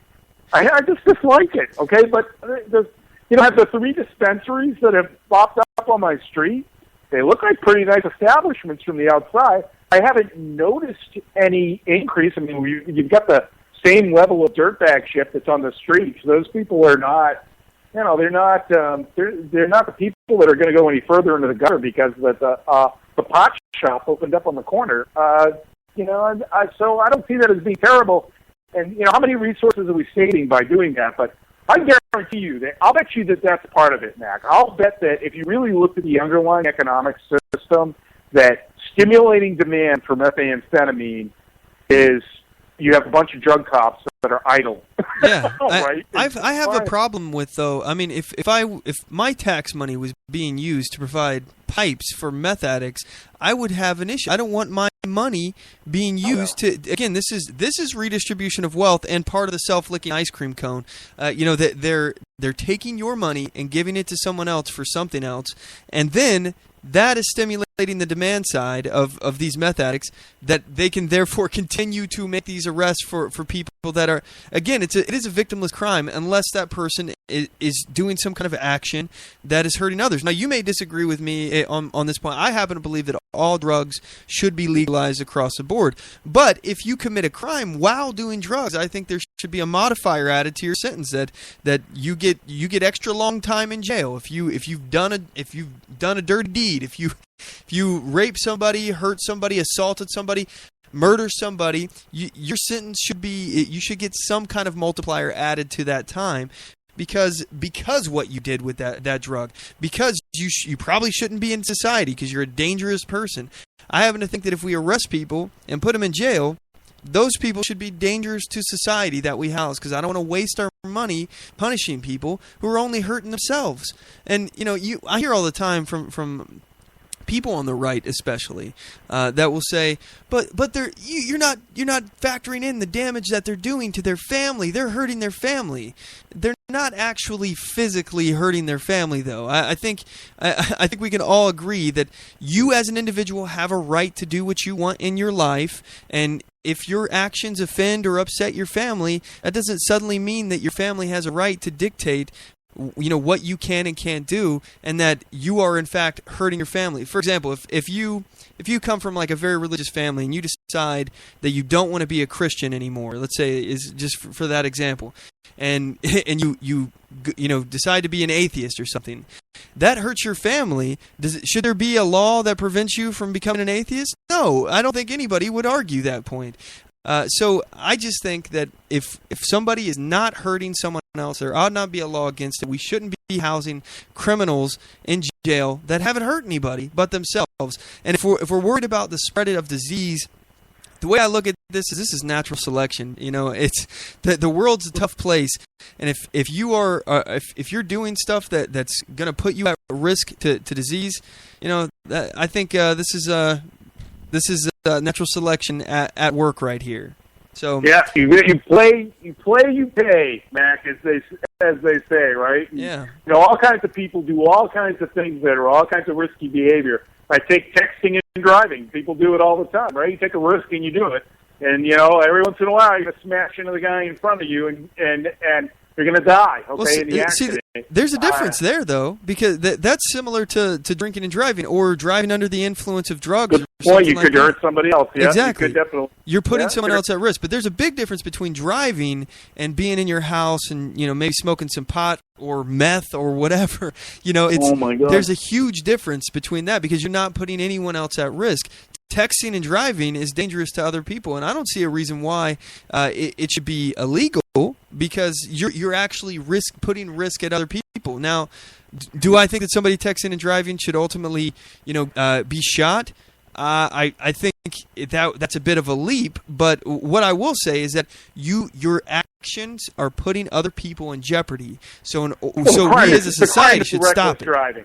Yeah. The crime is reckless driving. There's all kinds of behaviors behind the wheel that result in a reckless driver. Mm-hmm. And personally, I don't think there should be a law against texting and driving. It's equally as dangerous. I would willing bet that if we did a study with people that were trying to eat a Big Mac, okay, and people that were trying to text on a phone, that either one of those things would produce behavior that could increase your risk of having an accident. Now, should we go through and outlaw everything? Should we make it a law that a woman can't apply makeup, or a woman can't take a drink out of a water bottle, or a man can't take a drink out of a water bottle? Well, all these things which take your focus off the road. But if a police officer observes you, and maybe he's got a camera in his car or something like that, driving recklessly for whatever reason it is, and pulls you over, then that's a crime that you've committed right there. And I wouldn't say that texting should be singled out as a behavior there. That's a perfect example. So do you think that it should be just based on the reckless driving?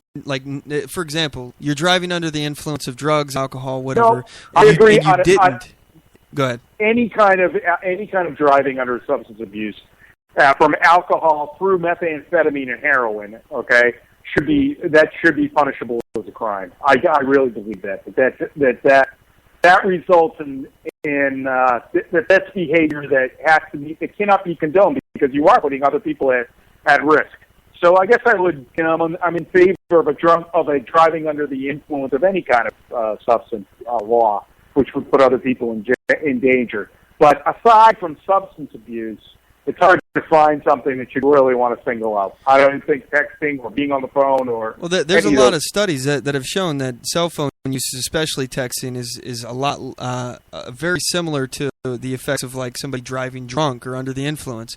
You're in favor. I'll turn that around on you. You're in favor of a law against texting while driving? Yeah, I mean, I think that's a state level decision. I think the states should leave that. It shouldn't be taken up by the federal government, of course.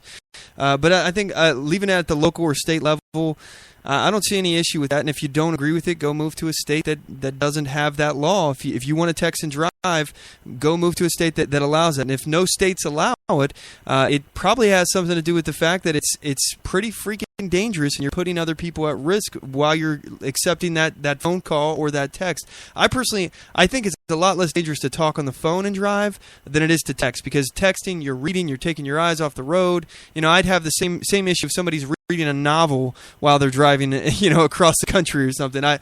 I think you're putting other people at risk every time you take your eyes off that road. And if you have something where you're engaging in a conversation through text messaging, I don't think that's safe, and I don't think that's something that you should be doing to others. I don't think that's respectful of other people. Now, it's German would never ever do it. Okay, I mean that would be it's particularly traditional German driver, and of course there's a whole generation that's grown up since I've lived there. Okay, but an Autobahn driver would never text and drive at the same time. You wouldn't need a law. Maybe there is one, maybe there isn't one. But for years, up until I bought my first BMW, I think that was in '92, they started putting them in. There were no cup holders inside of a BMW when you bought it. I mean, it was just fingernails on blackboard. Then they started doing it for the U.S. editions. Okay, they started putting in these sort of chintzy cup holders that they had inside of them, because a German, if you're going to be drinking a cup of coffee, pull over, okay, inside of the, into the rest area, to the Gaststätte, and take your coffee there, because it's something that it wouldn't be allowed on the. I guess you're saying at the state level, it should be, at a state's decision level, what's an acceptable level of risk for highway driving, whether people should be allowed to eat sandwiches on the road or not. And I guess you're saying that your particular opinion is at the state level, yeah, it's okay to eat your Big Mac, but no, it's not okay to text on a cell phone. Ultimately, as we're having this conversation, I'm leaning more and more towards what you're actually doing, the conduct, because this keeps coming. I keep coming back to this. Are you actually driving recklessly? Maybe we don't even need these laws. I don't know. The more I look at this, the more I'm thinking about it, the less I actually like my original position. Just because. Oh wow! Yeah. Wow. The pendulum swings the other way. Yeah. It is an interesting thing to think about, because now you start saying, "Hey, can I use my map device?" Okay, it's almost the same as using the phone, and now sometimes my map device is on my phone. Am I being unsafe when I bring up Google Maps on my phone to look for my destination?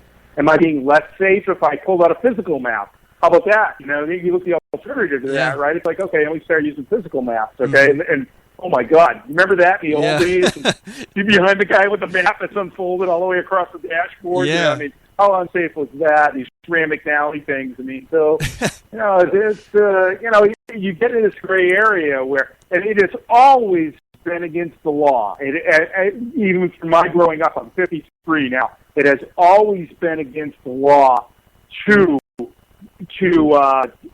be distracted while you drive and to cross the line. Okay, if you cross the double line, if a cop saw you do that, then he's going to pull you over and ask you what the heck you were doing. Yeah. And it's never against the law. There was never a real law against driving barefoot.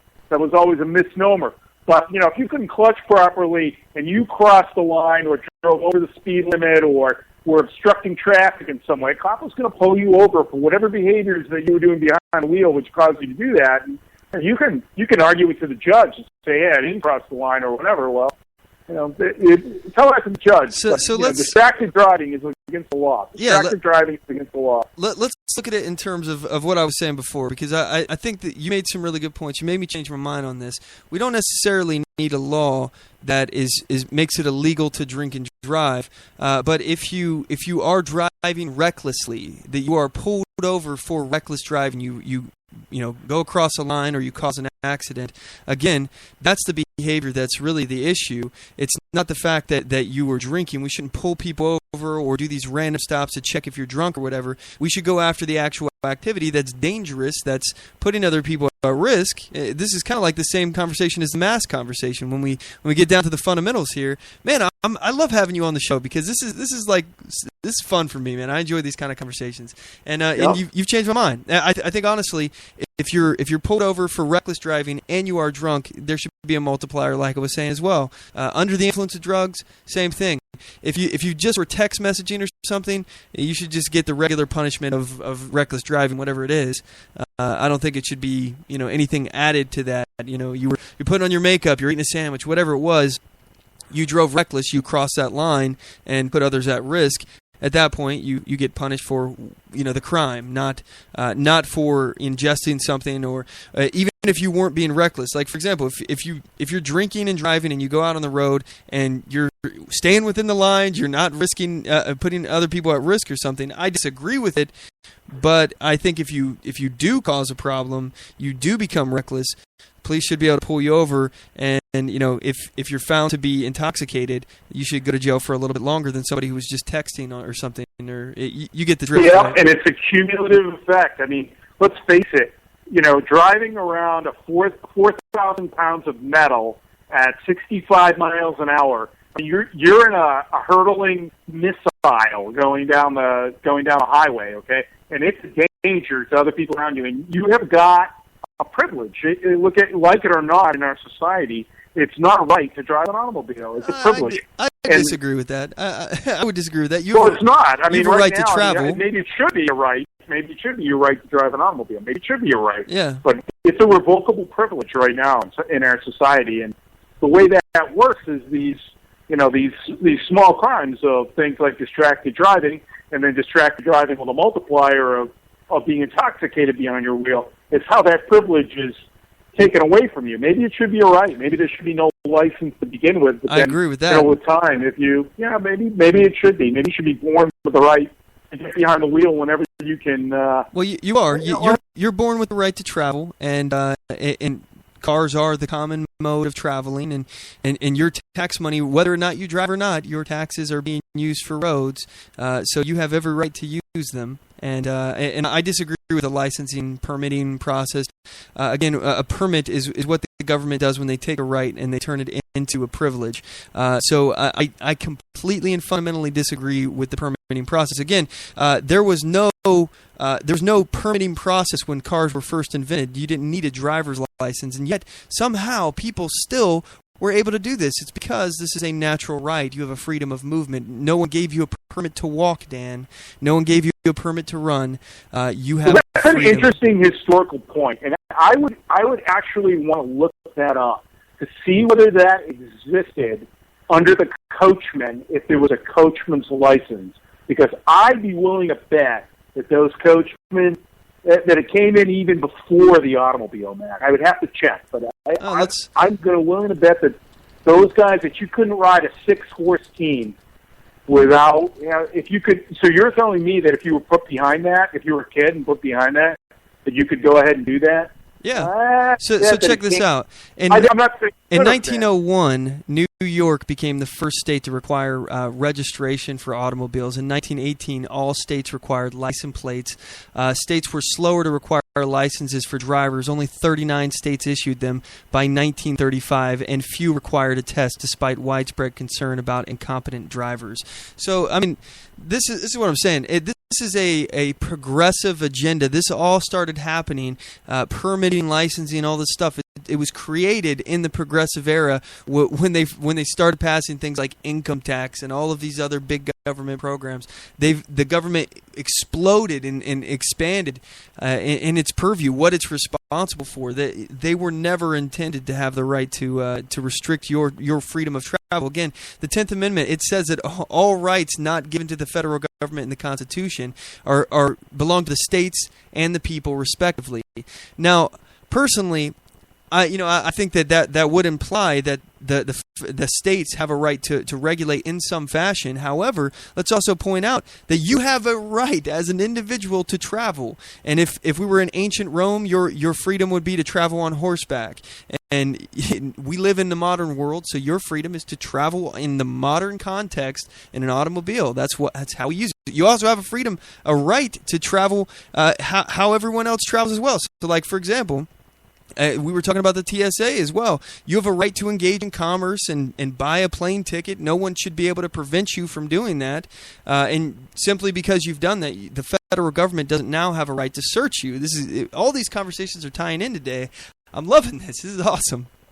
Yeah, well, what about a bicycle, right? So, yeah, I don't need a license to ride a bicycle inside of the United States of America, right? Yeah. I don't need that. It's obviously more dangerous, right, than walking anyway. Yeah. I would say that you could do more damage on a bicycle, particularly a big, heavy bicycle.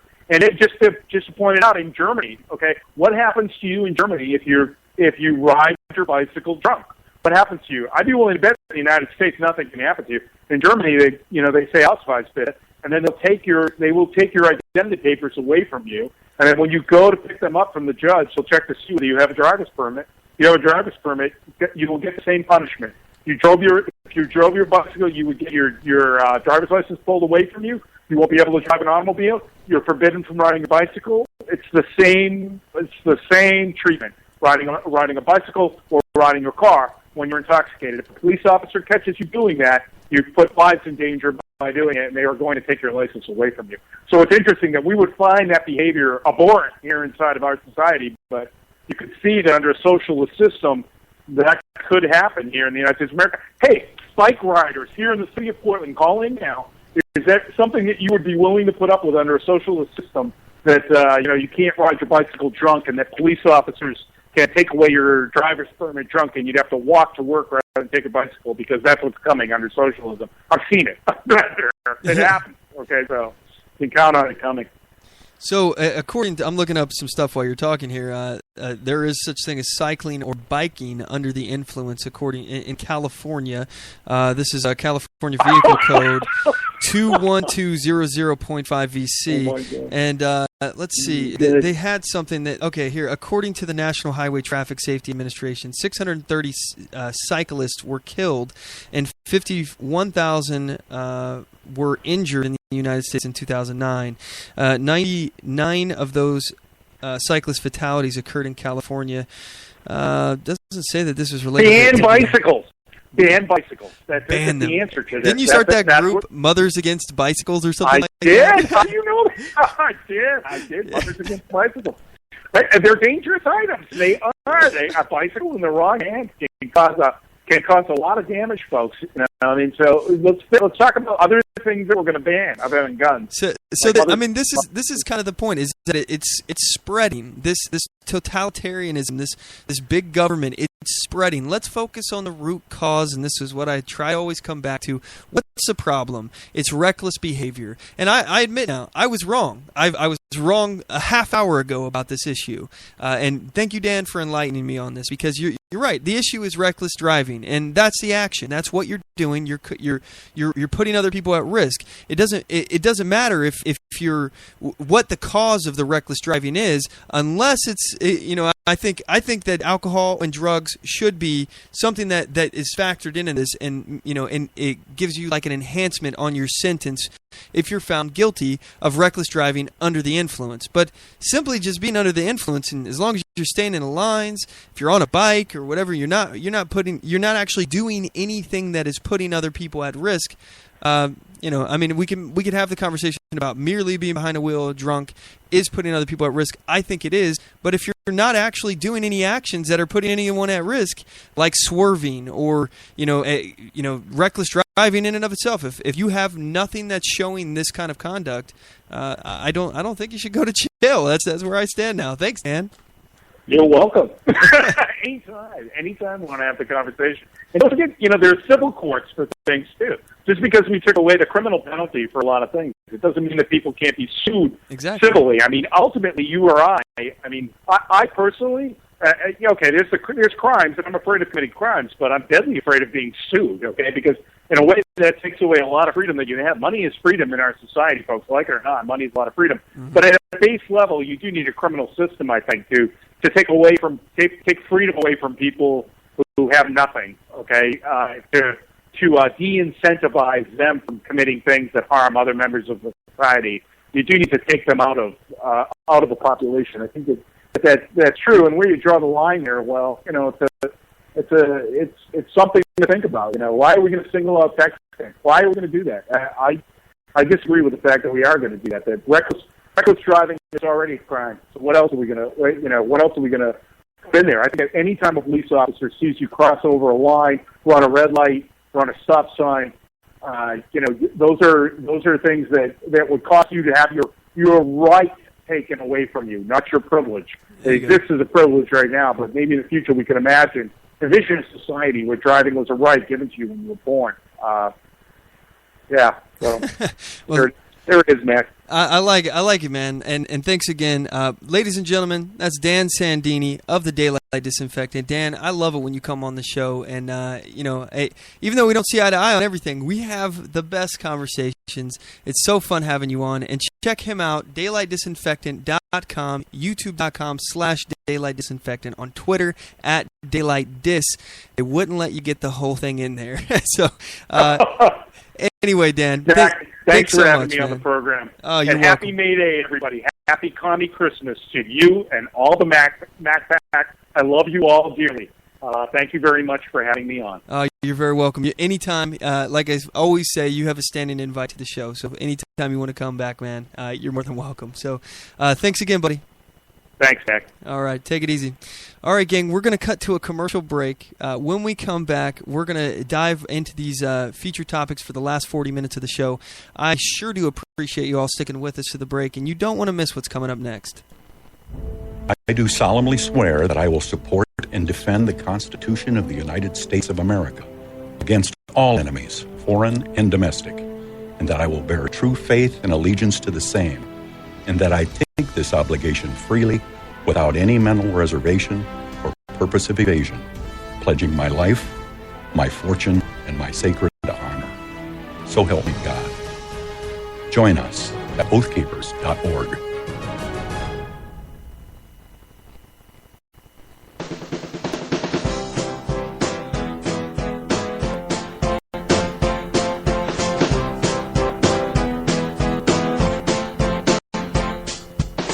Support On The Move. Help us make this podcast bigger and better. You can do this by going to our store and purchasing one of our hundreds of products. All designs are original and made for patriots like you. Just go to cafepress.com/OnTheMoveShow. We appreciate your support.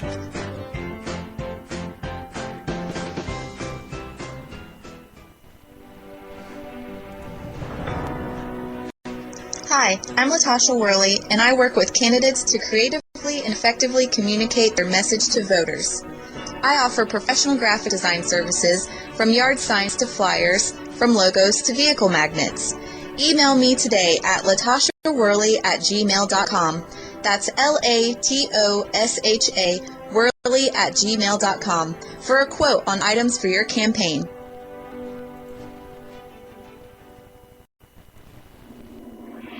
Broadcasting from deep within the heartland of free America, where liberty still shines bright.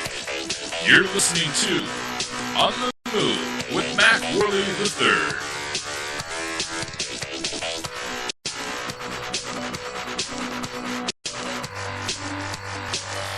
We are in the third hour. We're well into the third hour, almost halfway through it.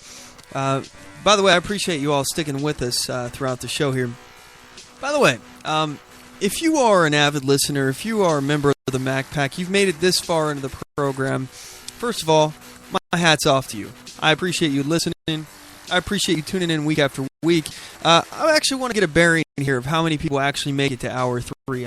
I'm curious. So if you're listening on Spreaker, hit the like button. If you're on YouTube, hit the like button. I'm curious just to see how many of you out there are actually listening and make it to hour 3. I would really appreciate it. Anyway, so let's go ahead and dive into these featured topics here. We got some interviews with some Bernie supporters. Let's go ahead and play that clip. I think this will be fun. Why not? Here we go. Back at the book segment tonight, Senator Bernie Sanders running well ahead of Hillary Clinton in the New Hampshire polling, as we reported. And all of the country, old Bernie has captured the imaginations of some younger Americans. So we sent Waters out to the University of Oregon to explore the Sanders phenomenon. This is the Waters World segment of the O'Reilly Factor, if you couldn't tell who that was already.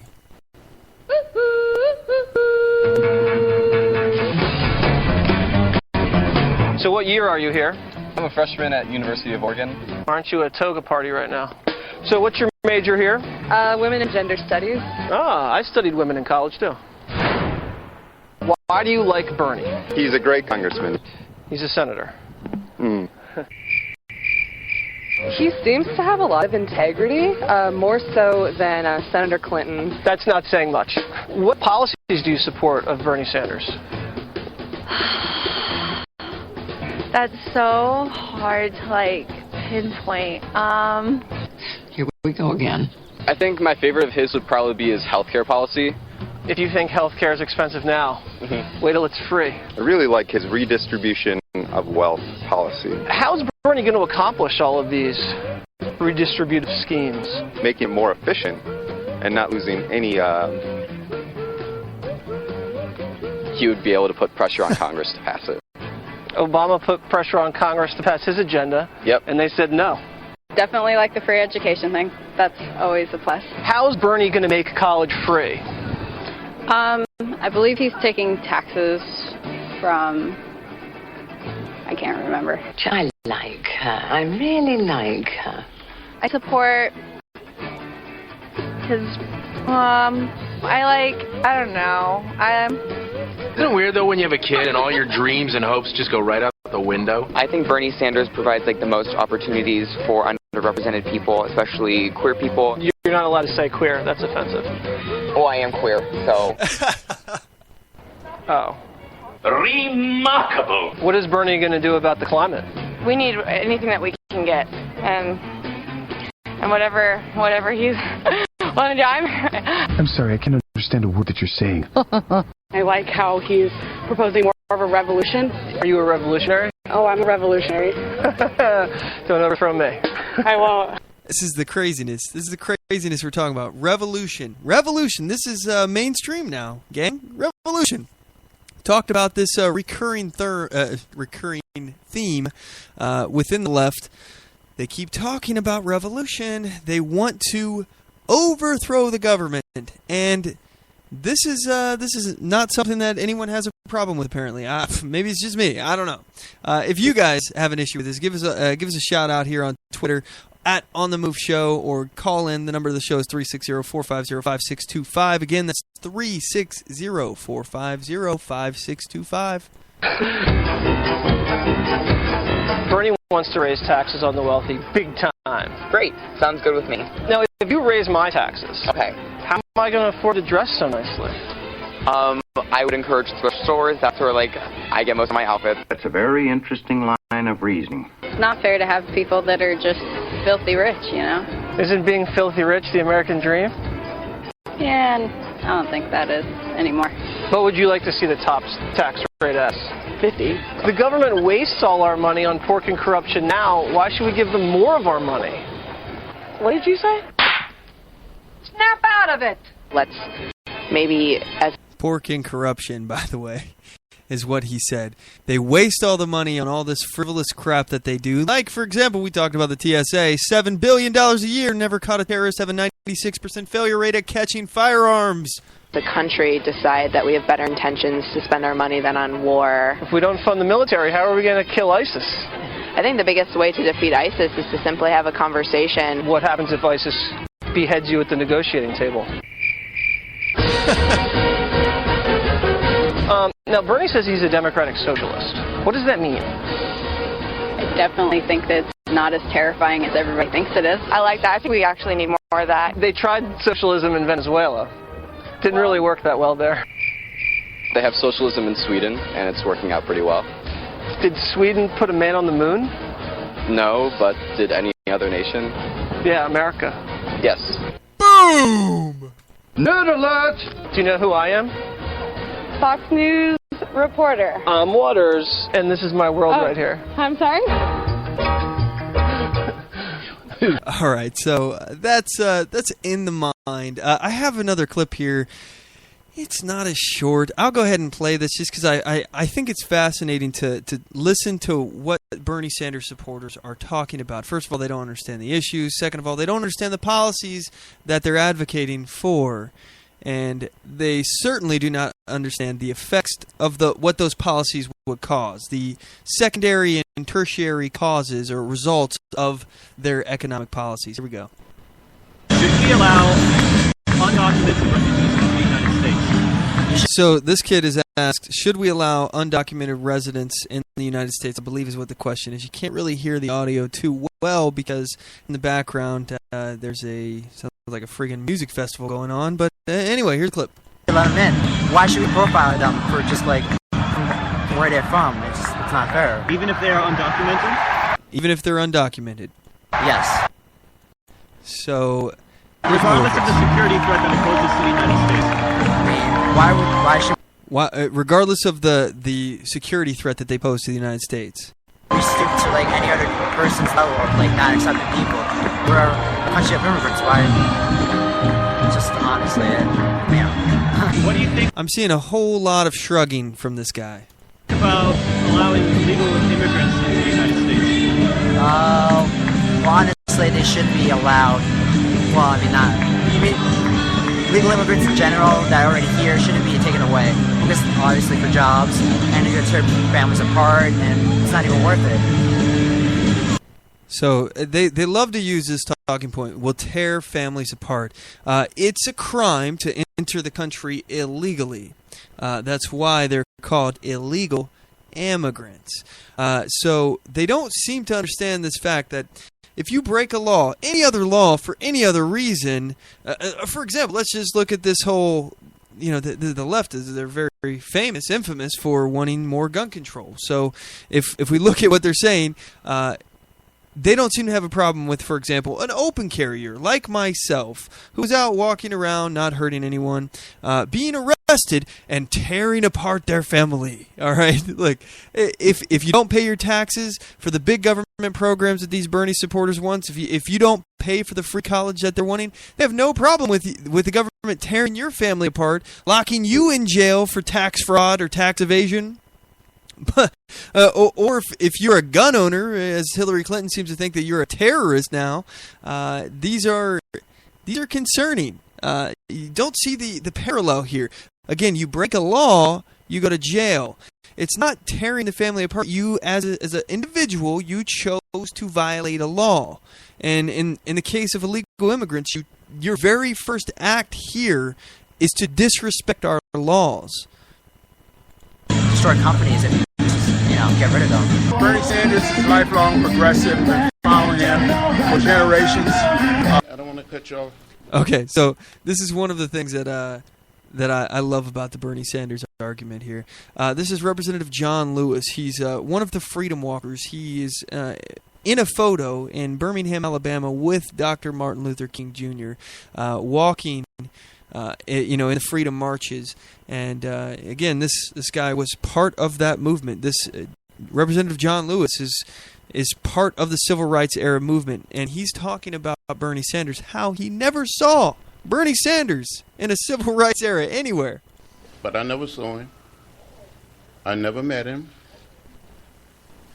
I would chair the Student Nonviolent Coordinating Committee for 3 years, from 1963 to 1966. I was involved in the sit-ins, the Freedom Ride, the March on Washington, the March from Selma to Montgomery, and directed the Voter Education Project for 6 years. But I met Hillary Clinton.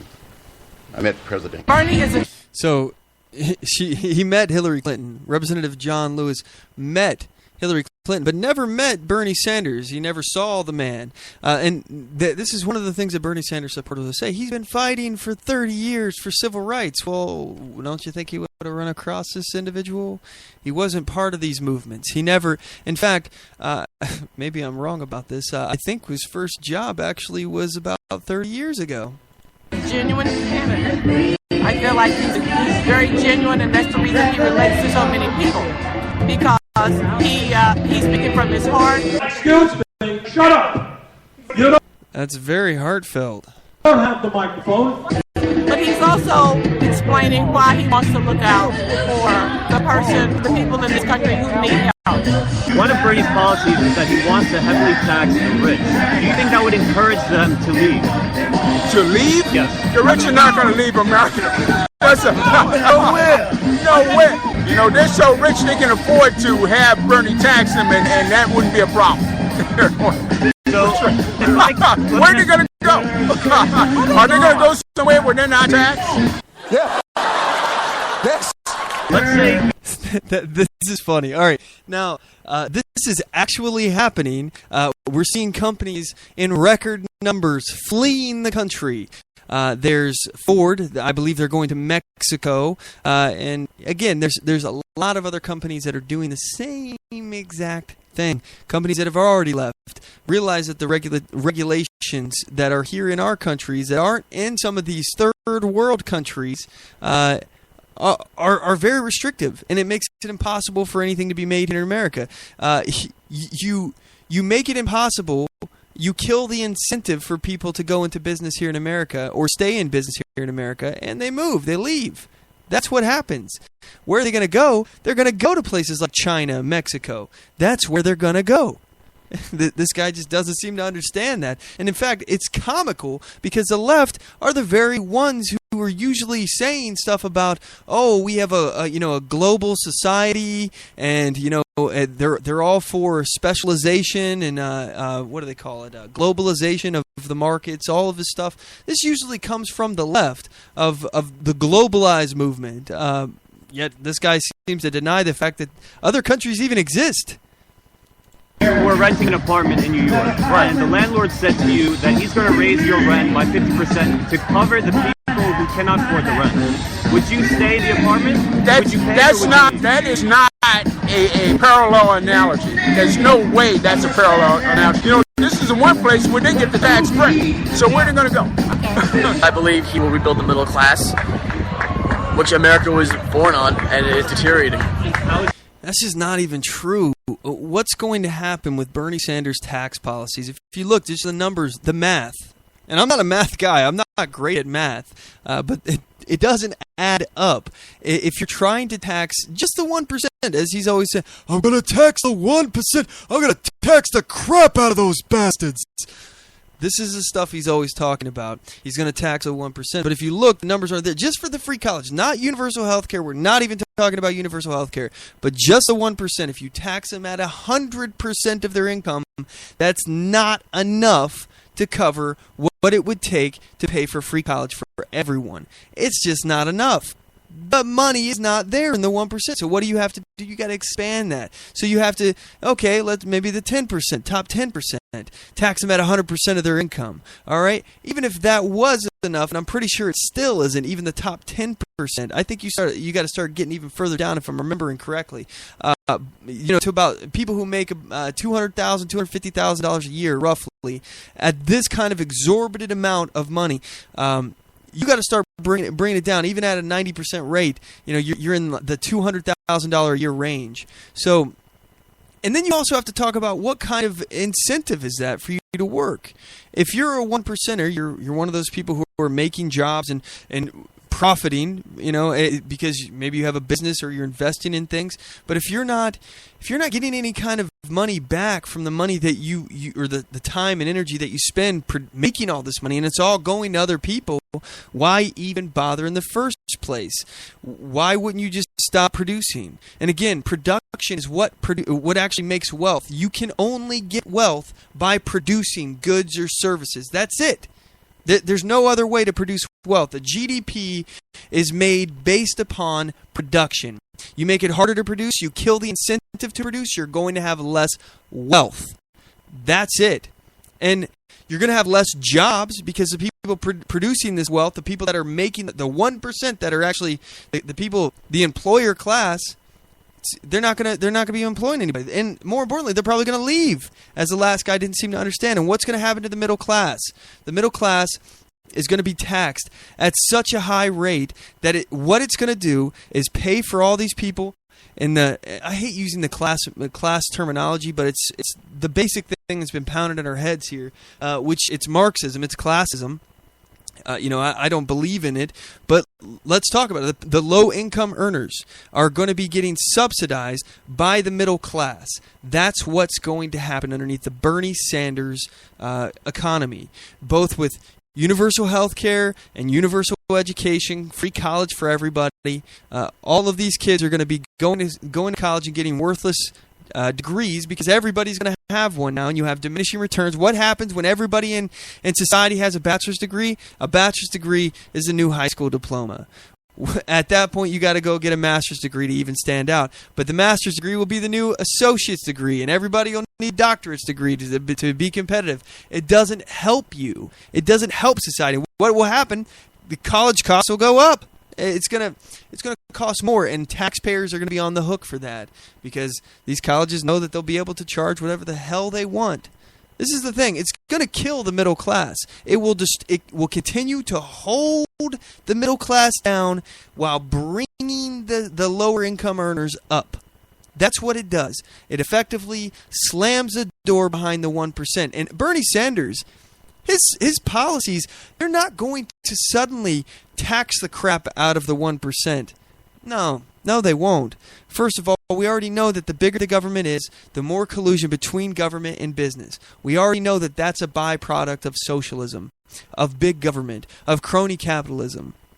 We already know that's what happened. The 70,000-page tax code that we have today, the reason why it's so big is because of crony corporatism, because of collusion between business and government. The government has created all these friggin' tax loopholes that the 1% doesn't even pay for a lot of the stuff that again, if it was a flat tax, everybody would be paying the same across the board percentage of their wealth, or income rather. It'd be fair. It's a flat tax. Who could argue? If you made $100,000 last year, you're going to be paying less than what the guy who made $1 million last year is. You'll be paying the same percentage, but you'll be paying less overall. It's fair. It's equal. Everyone's paying. Everybody has skin in the game. Nobody is getting money back that they never paid in. Right now we have earned income tax credits that you're getting paid more money in some cases than what you even paid in. So again, somebody is subsidizing you. Someone else, other people around the country are paying for you to get money back because you had kids or for whatever reason, whatever it is. If you're getting back more than what you paid in, that's redistribution of wealth. That's what that is. And redistribution of wealth always harms the middle class more than the elites, because the elites will collude with the government to carve out 70,000 pages worth of tax loopholes where they actually end up getting paid money back, like GE, like Facebook, getting all these subsidies back in the millions from citizens. Even though they're making money, these are profitable companies. Again, these redistribution of wealth programs, they harm the middle class. They destroy and shatter. What they do is they guarantee that every single person will never make it out of the middle class. As Waters from Waters World, the last segment we were playing there, was discussing, if you take away the incentive of people to work and to earn money, they're going to go. They're going to leave. This is just a fact. I don't want to harp on this too long because we don't have very much time left here. Let's actually cut to another segment here. I want to talk about let's feature topics here. Are Democrats addicts? This is a fun topic. I put out a statement the other day on Facebook, and I was basically saying, addicts will always be addicts. Democrats are addicted to using force. And this is one of those things that I think that we have to start looking at Democrats in this light. Democrats are addicts, and addicts aren't to be trusted. You can't trust an addict. Democrats are one of the main thing, and just leftists in general, statist, Marxist, socialist, communist, all the ists. These people are addicted to finding a solution to problems within government. And I don't think that we can change that, honestly. Unless somebody is formulating their opinions based on a lack of information. But I'm talking about the educated Democrats among us. The ones who, maybe that may be a very small audience, but the ones who are engaged and understand and they listen and they actually understand these issues, but they just choose to believe that central planning is a better way of going about things. I don't think that we should spend a whole lot of time trying to focus energy on these people. Because they're addicts. They're addicted to big government programs. Progressives are addicted to big government solutions to problems that likely big government created in the first place. But I honestly believe that at this point, we need to start focusing our attention rather than trying to compromise and collude with these progressives and become more palatable, water down our message using progressive candidates like John Kasich and I didn't want to mention him today, but Donald Trump. For me, I think that we need to instead do a pivot and start to focus, because I'm seeing a lot of the seeds that we planted from the Tea Party. A lot of the youth that were alive then are becoming adults now, and we're seeing a revitalization of the liberty movement from the Tea Party days. I know a lot of young people these days that have their roots in the Tea Party. They grew up hearing about the Tea Party, and they learned about the Constitution from that. We need to take back control here of the liberty movement and focus our attention, I think, on the young. This is what the left has done. They indoctrinate our children in colleges. We need to take back our colleges. We need to stop this crap where the government is so interconnected with these colleges and let the free market really take control. And if we did that, I think we could root out a lot of these liberal professors that have protection of tenure. If the free market was able to impose its control mechanisms on colleges, and there wasn't so much artificial interaction between people and schools, because the government was either A, forcing it, or B, subsidizing it, I don't think that these schools will be able to maintain what they're doing. I think if it was based upon the pure product of what they're producing, people would choose a product that does not give a biased education, that does not produce these little Obama robots, these progressive robots, these socialist robots that are being pumped out of our universities at a dangerous and alarming rate. I think this generation, people who've gone into college without any life experience, who did not have a political ideology to begin with, you go into college now, you're gone. At that point, we've lost those people. Unless we can find a way to bring them back, I just don't think that we should be focusing our efforts on them. I think we should be focusing our efforts on educating the young and explaining to them why liberty is important, explaining to these kids from a young age. That way, when they finally enter into these indoctrination centers, or they walk into their very first Marxist progressive professor or something along those lines, they will already be armed with the answers to the arguments that they're going to hear. They won't feel like they're being ambushed by something that they never thought about. And I think this is largely, we're talking about the socialists and progressives and all these people that support Bernie Sanders. I think if by listening to their interviews, we can surmise a couple of things. And one of them is that they really haven't given a lot of thought to these issues. You and I and Dan, we sit here and we talk about things all the time. We noodle these things out. We change our minds. Some people call that flip-flopping. I personally, I don't care about the flip-flop. I want to know why. What was your pivot for that reason. What made you change your mind? You guys just heard me pivot on an issue just now. Am I a flip-flopper? Did I flip-flop because I suddenly changed my mind? They say people evolve. Okay, I can see that. I can see that being a phrase, people evolve. But I want to hear what caused that evolution. What made you change your mind? And I think it's important that we focus on the youth, on the children. We teach them ourselves. As parents, we take the responsibility to teach them these things. And as educators, we if you're a teacher, teach fair. Don't teach just one side. If we got the government out of there, I think we'd see that a lot more often, of unbiased teaching, or at least teaching from both sides. Speaking of college and stuff like that, one of the classes I'm actually taking right now, it's I've mentioned this before to you guys, how much I oppose this.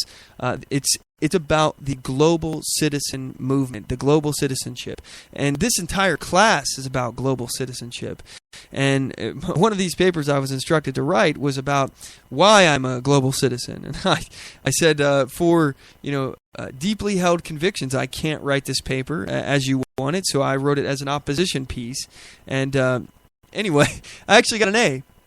I was surprised. So, but the point is that this is happening all over the country in these liberal indoctrination centers known as college, and it's scary. We need to take it back. So, we've talked about a lot of different stuff in our feature topics. We talked about gun control and the failed war on drugs already with Dan, but I want to comment on something that was linked to me from a friend of mine. His name is Aaron, and he linked to me a story about the Obama administration, how they're planning on giving a boost to smart gun development. I have a clip from that. I'm going to go ahead and play it. Here it is. It's loading. Sorry about the wait here. Any second now. The Obama administration made a promise to curb gun violence, and today issued a progress report. That report includes a technology that some in law enforcement believe could be flat out dangerous. Correspondent Kevin Cork reports on the new technology that's already taking fire.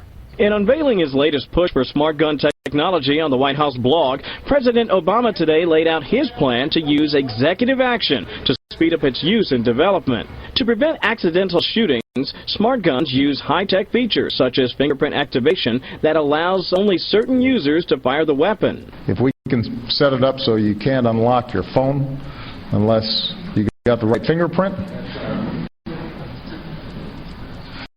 why can't we do the same thing for our guns? If a child can't open a bottle of aspirin, we should make sure that they can't pull a trigger on a gun. It's the continuation of an effort that kicked off in January when the president tasked the Departments of Justice, Homeland Security, and Defense to study advanced gun safety technology, resulting in today's 17-page report, which promised further research and collaboration with local law enforcement in the future. In addition to boosting development of smart gun technology, the White House says its plan ensures that background check providers would get the federal mental health records of those prohibited from buying guns.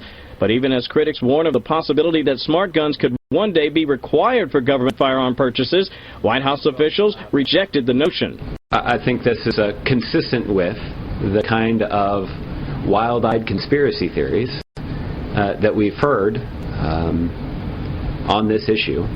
Remember this day here. All right, May Day, May 1st, 2016. They're saying this is a conspiracy that one day we're ever going to require you to have a smart gun. I guarantee it that if this technology ever becomes viable, there will become a movement, an effort to force people to get these smart guns. And one of the issues here that he's saying is we need to make sure, this is Obama's argument, we need to make sure that, people don't die from accidental discharges of firearms. Well, let's just look here. From 2005 to 2010, only 3,800 people died from unintentional shootings.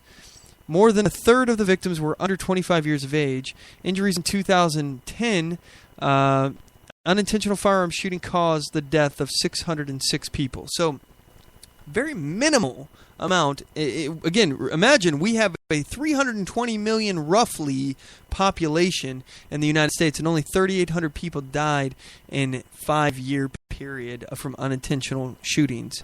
3,800. That's relatively low. So not a very big margin of people there dying, but yet I guarantee you, down the line there will be a push to make this. Again, he's using the smartphone mentality. Well, if you have to have a lock on your phone, you should have to have a lock on your gun. You know, this is the same kind of argument. It's frustrating to me because, first of all, you know what? This is frustrating enough for me that I'm going to go into a Mac attack. Here we go.